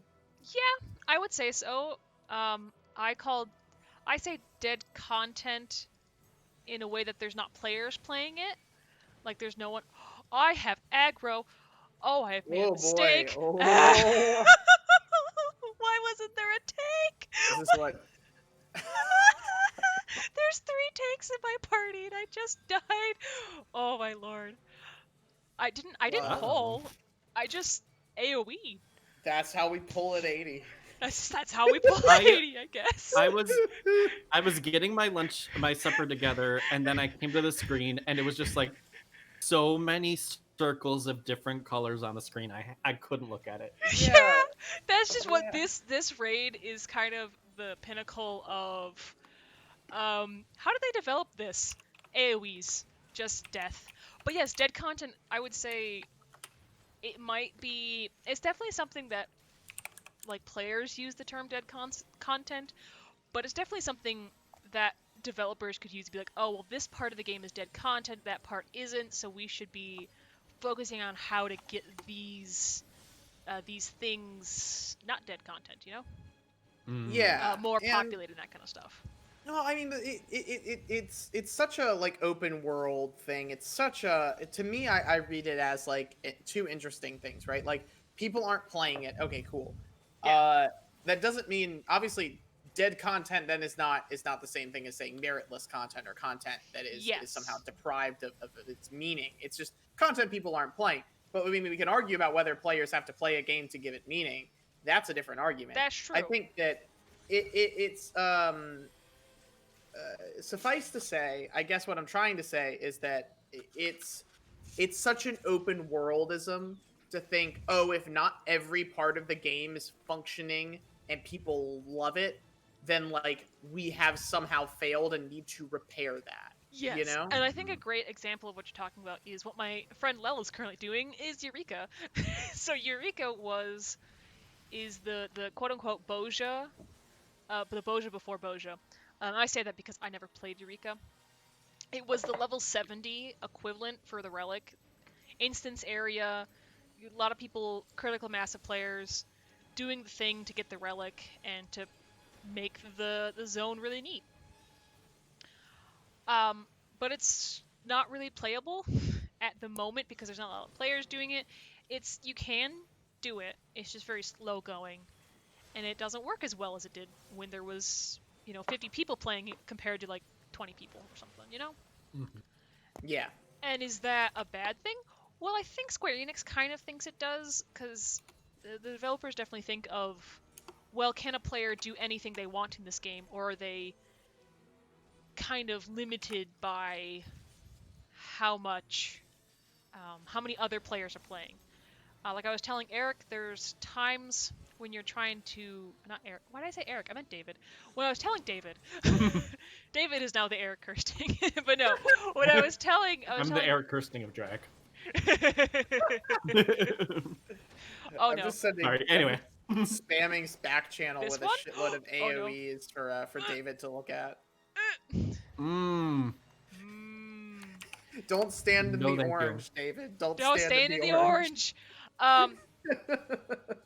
But yeah, so what the heck was I? I was telling David, there's times in queue if you're trying to do non-current content, like not current raid tiers, like previous Mhm. expansion raid tiers, it could take you like 30 minutes to get into one if you're a DPS. Oh, I see. Okay, And okay. then you That's just a different. and Yeah. then it's like 5 minutes of content, and then you're stuck in queue for another 5 minutes, Right. another 30 And so minutes. that's a different matter as well. Like when you said dead content, I was like, okay, so we're talking about like patrols in Destiny, right? Where we're walking, you can do them. Yeah. Sure, nobody does. There's no reason to. You wouldn't get any material gain out of it. Like in a purely, I'm playing this game to get reward and output system, which is again a very like. There's a cultural logic there. I don't know if I've underpinned it enough. Then that's dead content. You're talking about queue times. Okay, this is a very Queue different kind of times, thing. or actually, like it could be. It's kind of I've lumped them together in the same category just because that's how my brain did it. As like Eureka isn't played, so you can do it, but it's not fun. Right. Whereas like what this relic does, it wants you to queue for. Specifically queue for these older alliances that have really long queue times. So there's an element of both. Like, hey, we want you to be doing content so other people can be playing it, as well as we want to beef up the queues a little bit to Right. make And sure that they're playable. the queuing system's a little bit different too, I think, because unlike other ideas about what dead content, it's really a hey, so this isn't playable unless enough people want to do it. And at that Yeah. point, okay, that's like creating a film that like requires you to like an interactive film, and you have a remote and you have to press a button to continue the film about halfway through it. It only happens once and you've lost the remote. Oh yeah. This is a different matter. This is not a matter of cultural logic. This is a matter of practical how Yeah. cues work. Yes. Yeah. I follow now. Yeah. Yeah. So that's kind of like you get the both. You get both in Final Fantasy, and I think the devs kind of try to compensate. I ruined my rotation. And I'm playing Dancer, one of the easiest rotations. I'm just dumb. It's fine. And it's one of those things where the developers, for like Boja, I mentioned it, but didn't. I don't think David was here for it. Oh, bombs. Bombs. Is this going to be a bizarre AoE? Are we going to Yeah, if you don't dodge it correctly, you kind of just get bombarded with bombs. bizarre AoEs? I'll send it to you. I think it's maybe a little bit too, how should I say, deep fried for serious play. Deep But fried. Gigahertz sent me a meme when Stormblood came out of just like all the weird stuff that high level Final Fantasy gets into. Yeah. And There how we do go. you do some of that? Is that like David? Those AOE's in the chat, with the exception of the third one, are pretty tame. This. Oh, this... I thought you were talking about like lewd stuff. I was confused for a second. No. I'm like, how did you not know that was part of Final Fantasy? No. That's been Final Fantasy since the beginning. that's Final Fantasy 1. Yes. No. Oh, we got a great big meteor coming on here. Yep. Just like thick AOE's. Mhm. I mean, it's really what this game, like at its core, what is the primary, like, again, let's be Eric's thing where he was like, what's the primary verb for this? I feel like the primary verb in Final Fantasy is just whatever Dodge. the verb is for don't stand in the colored shape. Like, Dodge and press buttons. yeah, press some Dodge and press buttons. That's. I mean, what else is our games except dodge and press buttons? In many Hold ways, forward F1. Final Fantasy and MMOs are really the stripping down of our game processes. It's just dodge and press buttons, or click Oh buttons in my case. Don't tell anyone I click. I click. Oh my god. I really want like I would love to play Destiny at some point. Like a fresh accounts or something like that. Go through the first story. I absolutely clicker. It's a bizarre MMO, like because it is debatable whether it is actually an MMO. Does There's it a work lot by of- MMO logic? Yes. It works MMO logic wise, the fact that it's fully online and all that kind of stuff, but also it's an MMO, but I wouldn't call it. Oh, but it is kind of an MMORPG because of the different like loot that you can get. It's a very there's Yeah. certain raids, but they're not. It's bizarre. It's Oh, they're like, doing the thing. Well, I'm gonna oh, go AOE because I'm stupid, apparently. oh boy. It's bizarre. I think in large part because how do I put it? Don't mind me. I'm just being the dupe, the derp. Just Because the game is trying to be so much at once. Like in a lot of ways, I wish Destiny was good. That's kind of my biggest complaint. It's just that you're like, God dang it! I also wish Destiny was good. I was a big Halo fan, and I actually have like the limited edition, like, get a preview of this game. It's gonna be great. Like, look, all this story. And I was so like, much oh, potential. sweet. Oh, I've made a big mistake. We're gonna Oh, see. this if is I an can live. AOE. This is an AOE. Don't die. Don't die, little midget. AOE, more like AOC. Sorry, I had to say Beautiful, beautiful. Wow, those AOEs are almost as big as that 70mm IMAX film I was showing David earlier. that. Oh my, 70 millimeter. 70mm is fantastic. Oh, I love that well, kind I of had stuff. when I was operations manager for the cinema, I had to I had to wheel the 35 and 16mm. I had to pick up no matter what version our film was. I had to go down to the loading docks of the Union and grab it and bring it up to the cinema. Uh-huh. Mhm. And so I would have to take the 16 and the 35mm films, up and down. The 16 was fine. Like I could 16 carry is that just super fine. small, yeah. Yeah. But the 35mm film, it's like you do not want to be going across a campus Union So up 4 flights of stairs with 35mm film. You do not. So you're kind of talking up my alley because I actually was the president of the student-run movie theater at my undergrad. And we showed we didn't show a lot of movies. We actually had a DCP server. So we showed we showed digitally. Actually MTU was the first student group that had digital projectors. So fun fact about that. But anyway, yeah, we showed what did we show in 30? Our last 35mm movie was when I was there. It was our last 35mm movie. It was 2001: A Space Odyssey. That's a good one to end It on. was a good. It was like that. This is like the quintessential 35mm. I've never seen it, but it's also it was the anniversary of the actual thing. Had just passed, and we were like, you know what? For the 50th, it works. It's sci-fi. I'm at a tech campus. I think it actually did pretty well. It's a good film. It's a good film. It's very holds weird, up. very strange. We had a lot of students come in when we showed Space Jam on 35mm. Oh my gosh. Was Space Jam really shot on 35? Everything. 35mm. 35mm was the last. Universal stopped doing 35mm prints in like 2016. 2017. Yeah, we showed Wally in 35mm. We showed Inside Out. That was beautiful. We showed Inside Out on 35mm Because our digital computer just it busted. So we were like, oh no, we have to order the 35mm of Inside Out. And we showed the 35mm of Inside Out. It was painful. Gorgeous. It's one of those things. It didn't. I will say Inside Out didn't quite benefit from the 35mm.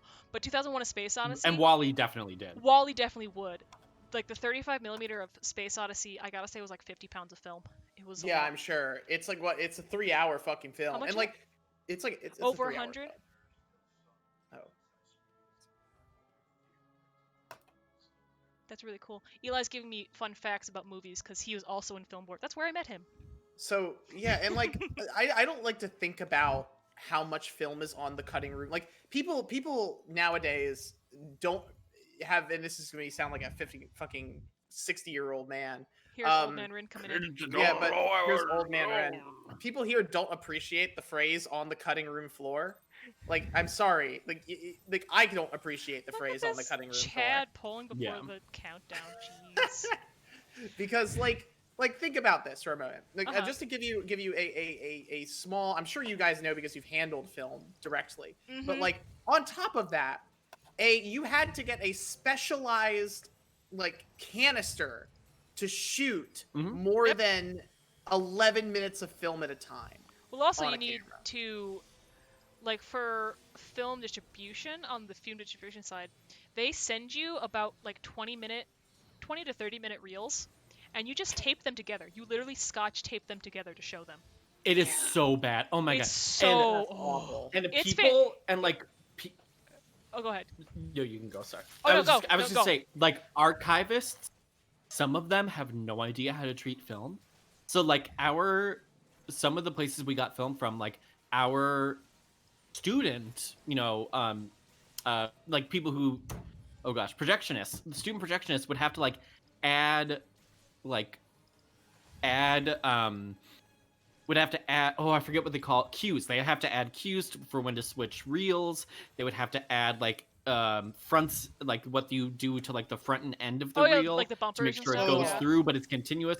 Like Mhm, and mhm. there would be like they would just randomly be cut off. Yeah. And there would just be like a frame or We've three missing. had with our So bad. 2001: A Space Odyssey print, it was pretty beat up because it's It's a 2001: Space it's a 50-year-old print that Yeah. had just had an anniversary, so it had gotten shipped out a lot of places. And I think we got it from Swank, and Yeah.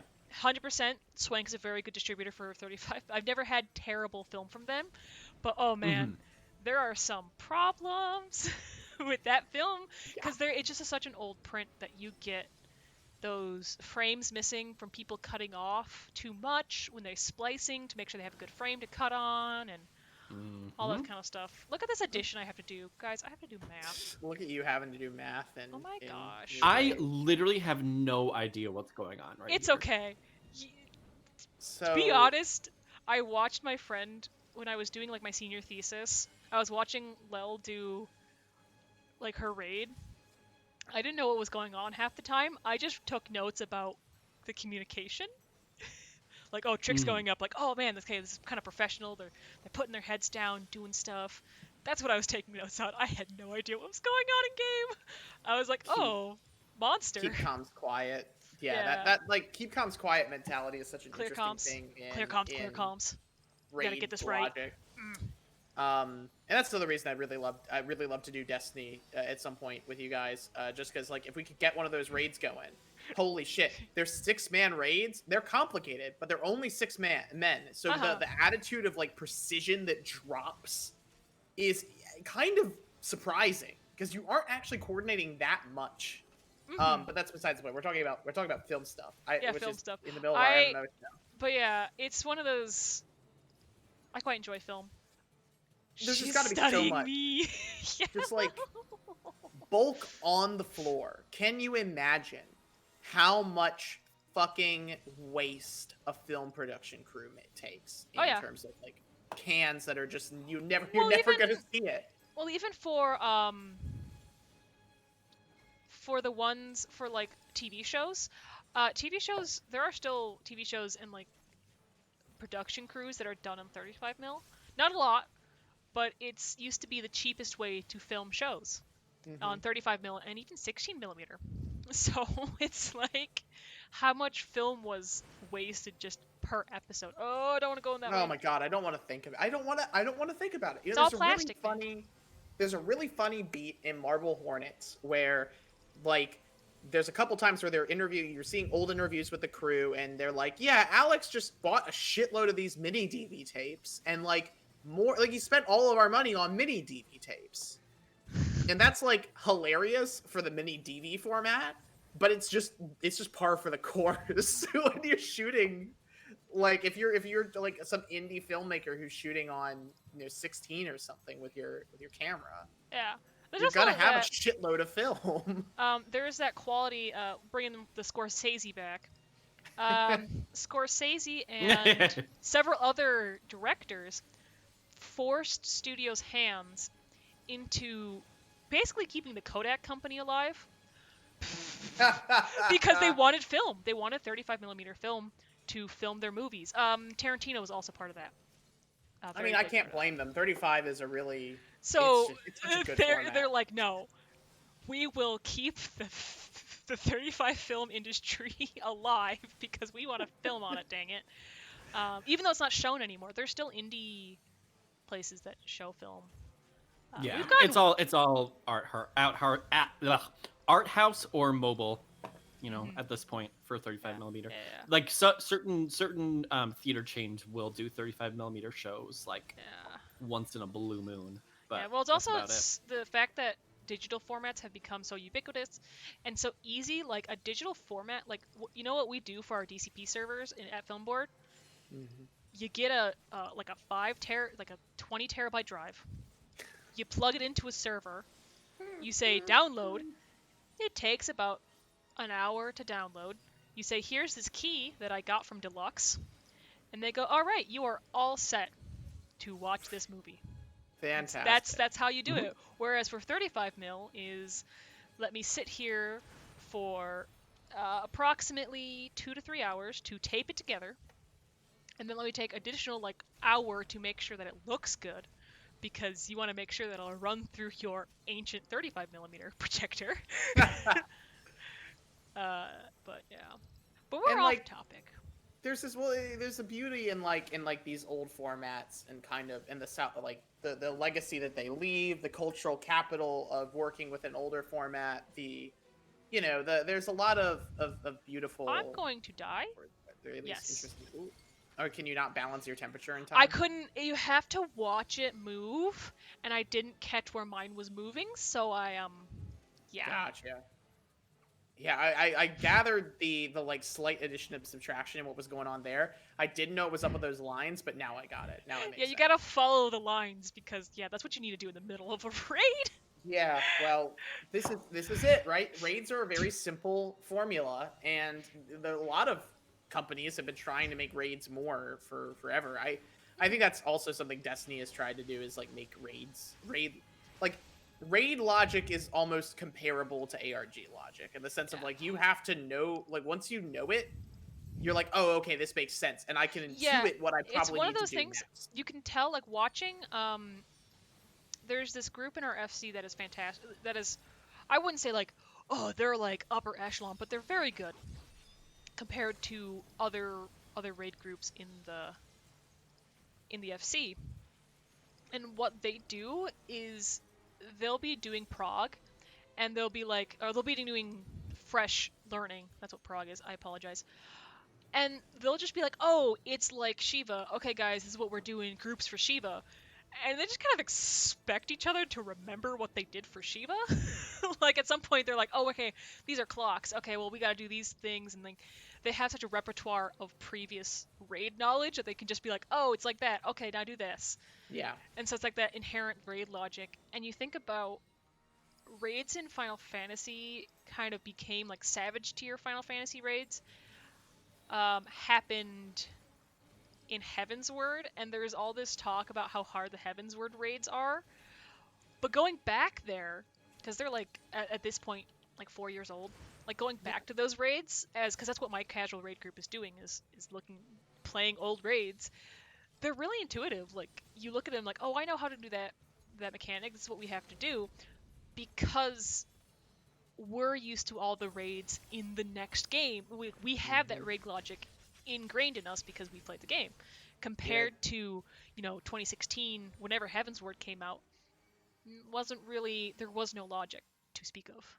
So the two like coup de grace texts of like bizarre computing theory that seems to sit with everything else in the world for some fucking reason for me. One of them is Computer Live Dream Machines. I will not shut up about that book. Um, and I just like point to What it and is tell this, me like I'm guys? there are things that are wrong with it. Like it's not perfect, but it's pretty fucking stellar. I'm like I Oh. don't think I would ever ask more of a piece of theory than Mhm. what is in that book. One of the other ones that I go back to is Douglas Hofstadter's Creative Concepts and Fluid I think it's Creative Concepts and Fluid Analogies is the and this I think brought this up before, and I need to finish the book. I don't remember where it went. It just I had it and it went poof, and that's that. But a lot of what that book is about is just the idea that the fundamental like aspect of creativity that humans engage with is pattern recognition. Yes. Yeah. That's it. That's what It's your just brain Yeah. is wired for is pattern recognition. variations on a theme. Uh-huh. Everything in that, and the metaphor that Hofstadter uses is mathematics. It's sequence playing with sequences and series. to try and figure out, okay, well, if I can do this sequence, how do I use that logic to do the next sequence that I've invented for myself? Like, I don't know what kind of a person Hofstadter was to sit around and dream up mathematical sequences all day. I think that makes you a very particular kind of person, of which I am not. But like, there's a rhyme there between that kind of pattern recognition in terms of mathematics and creativity and the kind of pattern recognition that I think we talk about in language and anthropology. Yes. And a lot of stuff we're talking about in terms of what we're taking with Thomas right now. But whenever we talk about things like RAID logic or ARG logic, I mean, that's really all it is, right? Is just recognizing tropes, essentially, that have meaning, but only to the person who's trained themselves to recognize those tropes. Yes, definitely. And one of the things that I like specifically about Boja and this raid, oh, sorry, you can see my thing, is the compensation of, like, this raid in particular, that doesn't separate parties out with 2 tanks, or it's an alliance raid, so 1 tank, 2 healers, and 5 DPS. It just separates the 24 people into 3 groups of 8. And so we came into this thing with, we have 3 tanks, and we didn't actually have a healer. We had another DPS, and so we had to figure out, we kind of had to communicate with the alliance and be like, okay, can we have a healer, please? Because we need to live. And the thing is kind of built to be able to allow parties without healers in a way, but having a healer is so much easier. And throwing the curveball of, oh, we don't have a healer. Well, we're just gonna have to figure out what to do. I'm so angry she teleported for my technical step. I swear to God, one of these days I'll find this book and like come on stream with like quotes to read, because it's fascinating. And the whole thing, by the way, goes way over my head. But the first chapter is not like him. It's not a book of theory in a traditional sense. The first really 150 pages is him literally solving math problems with you. It's just solve the math problems. It's literally just him like, okay, so like if I was going to work through this problem, and let's say I'm like, in college and I wanted to have some fun, so I made a sequence, which again, what kind of person are you, Douglas, that's how you have fun? Hey, some people, curl up with a whiteboard and their coffee, and they just sit there trying to solve the universe. That's just... I guess so. And if that's what it takes to be, a mathematician or a physicist, then that is not me, and I will never be that person. But I would also like to point out how similar this, the board we're standing on is to chess. Oh, yeah. Because it's supposed to, it's specifically like, oh, you move 2, now move 2. And no more or less. It's one of those things where it's like, there's that pattern. Chess, do the chess. Yeah. And that actually, honestly, that's really cool. It's beautiful. It's great. The whole, she's called the queen, right? She's in this weird thing, but she's queen. So she can go all places and things, and she has chess pieces. It's really neat. I quite enjoy chess. So it makes me kind of go like, ooh, I like chess. I'm not good at chess, but I enjoy chess. I did watch a whole 2-hour-long documentary on chess machines and their influence on computing. Okay, we got Bomb Man and Turret Guy. Okay. Now here comes their pattern recognition. We got these 2 guys in our ad phase. So we have to do what they did in a previous fight. So this guy does turrets. We know he does turrets. And we know that there's bombs. Oh, but there's knockback. It's like you kind of have to learn all of the patterns, and then do the patterns well, and remember them, and do them. That's why I love this fight. Because you just kind of have to leverage all of your knowledge of the previous fights. Yeah, I think in a lot of ways, MMO raids are essentially just big puzzle fights. Yes. And I think that's why so many people love them. Yeah. It's because it's like, well, how can I do this? How can I clear this? So how can I actually beat the fight? As well as how can I do it the most efficient way possible? Because there's different strats for clearing the fight and then farming the fight. It's like, okay, well, we know how to clear the fight. Now we get to fine-tune it and figure out how to do it as quickly as possible. Yeah, it's like an escape. I mean, really, like this, all these games share a lot of DNA with each other because they're all fundamentally coming from the same, I think, principles per se, right? Like ARG's D&D, the MMO raid system. Yeah. The way that these things work are not so distinct. I mean, I did it they're right, I did it distinct, right. but they're not so distinct. But like, yeah, I mean, that's it's really brilliant as a system. It's interesting. I don't know. There's definitely a lot to unpack in the kind of realm of puzzle solving. What I will say is the counterpoint to that, right? Is the in a lot of ways the same issue that occurs in an alternate reality game setting, or less in an escape room because it's a closed experience that you do with a single party and it exists within a very particular threshold. But like getting involved with an ARG is very difficult. There's a barrier to entry, and that barrier to entry is in large part picking up the logic. It's that, and it's also learning, not only because this is kind of, I think, the brilliant thing, and I think this is the thing that if I ever say this in front of Thomas, he's going to ask me to say 50 million things more to that, and I don't know how to expand this idea yet. But there's two logics that are going on. There's the logic of the game, and there's the logic of the community.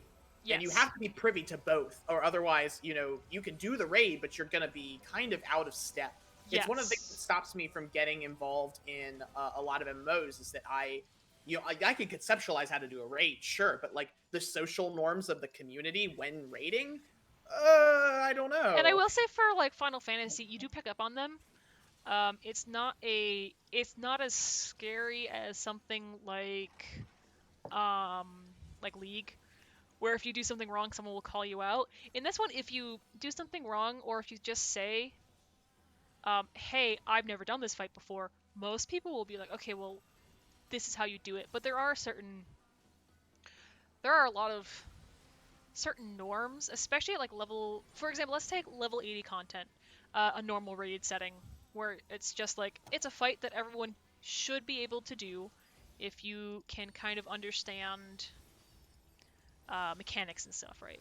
Mm-hmm. However, there's a certain kind of expectation of how much damage you can do, because you're doing your quote-unquote rotation that was set out by the community's agreed upon rotation. Mm-hmm. If you don't do that, someone just so there's the social norms of, hey, be a good player, and also be a good sport about it and stuff. There's a lot of that community aspect as well as just the fight. So yes, I am agreeing with you.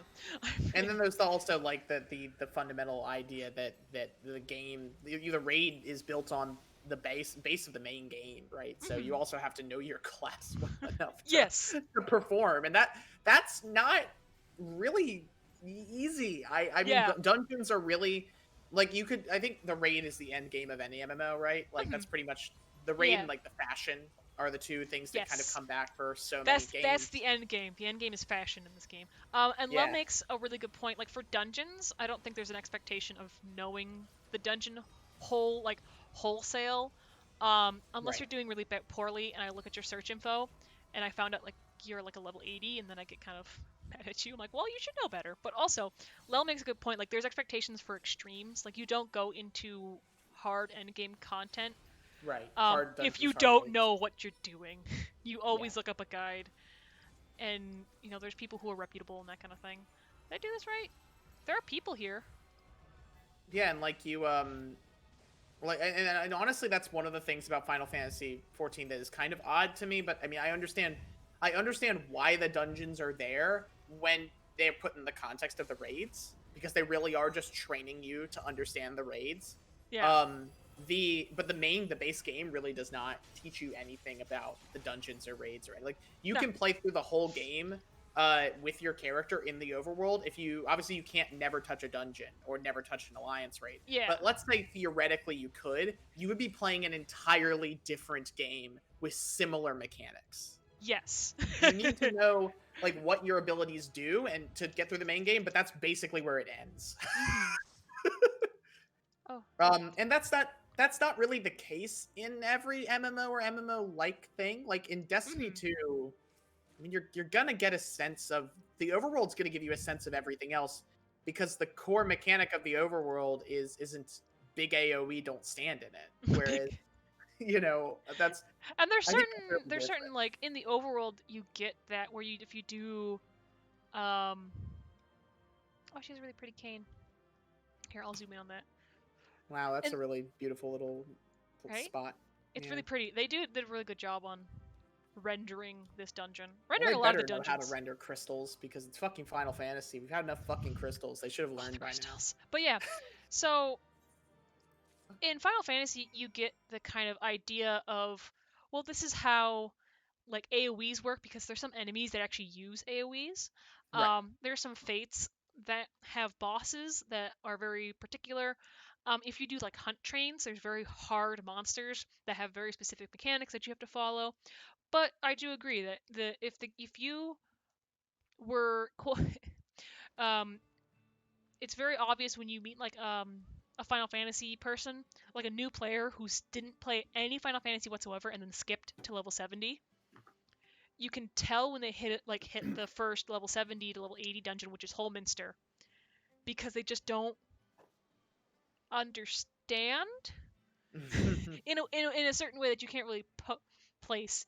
Like they'll run away with a stack marker, or they'll stack on you, and that's like drops a puddle of damage. It's one of those things where they just don't quite the. Also, I'm standing right in this guy's leg. I'll move over here. Are you tank program? You're not. Okay. Well, yeah, I mean, So ironically, in like creative pursuits, you see the same sort of thing. Like I can tell when I read a poet, I can usually tell whether or not they've been forced to study meter, yeah, because you will like fundamentally you write differently if you have been forced to understand how to scan and do metrics in English. let's do the You gold you just dance. do. I I just want to say that I'm gonna be heading out. It's 6:08, and I'm gonna Yes. do some stuff before we eventually meet at 9 to talk Yes. again. So I'll see Oh, we y'all have so later. much writing to do. Alrighty. Yes. Yes. Yes. Yes. Oh, it So won't be that much. It Okay. seems like a lot, but it won't be. yeah. Cool. All right, bye. See ya. Bye. Bye, David. That's a good spot to wrap it up. It's just my little. Oh, I stopped it. I Just stopped good her. dance. Just her dance. Oh, well, Oh. she's no longer dancing. It's fine. She'll just stand like that with someone in the background staring off into the sunset. But One of these thank you. days. One of these One of these days. days. But thank you all for watching. Shout out to my girl Lil. We are not raiding tonight. I don't think. I think that's what was surmised by our discussions. So I'm not gonna plug her channel, but definitely go check her out. Click her, say hello. Um, but yeah, it was great fun. Um, talking to Ren and David, as well as just me prattling on about the Bojan Southern Front, because apparently it's my one love for like an hour and a half. It's interesting that like maybe this is something to say after the show ends, but it is interesting that your show has kind of become this open closed door thing where it was very much like MMOs in the first place. It's like the first half of it is just me like talking to myself, doing some things, running around, and then the second half is usually there's people here talking. Eric showed up earlier, right? Or uh, just a I misspeak. misspoke. It was just David. Sometimes I say the wrong name, but yeah, friendos, I will end the stream. Have a good day, everyone. See you next week. Woo!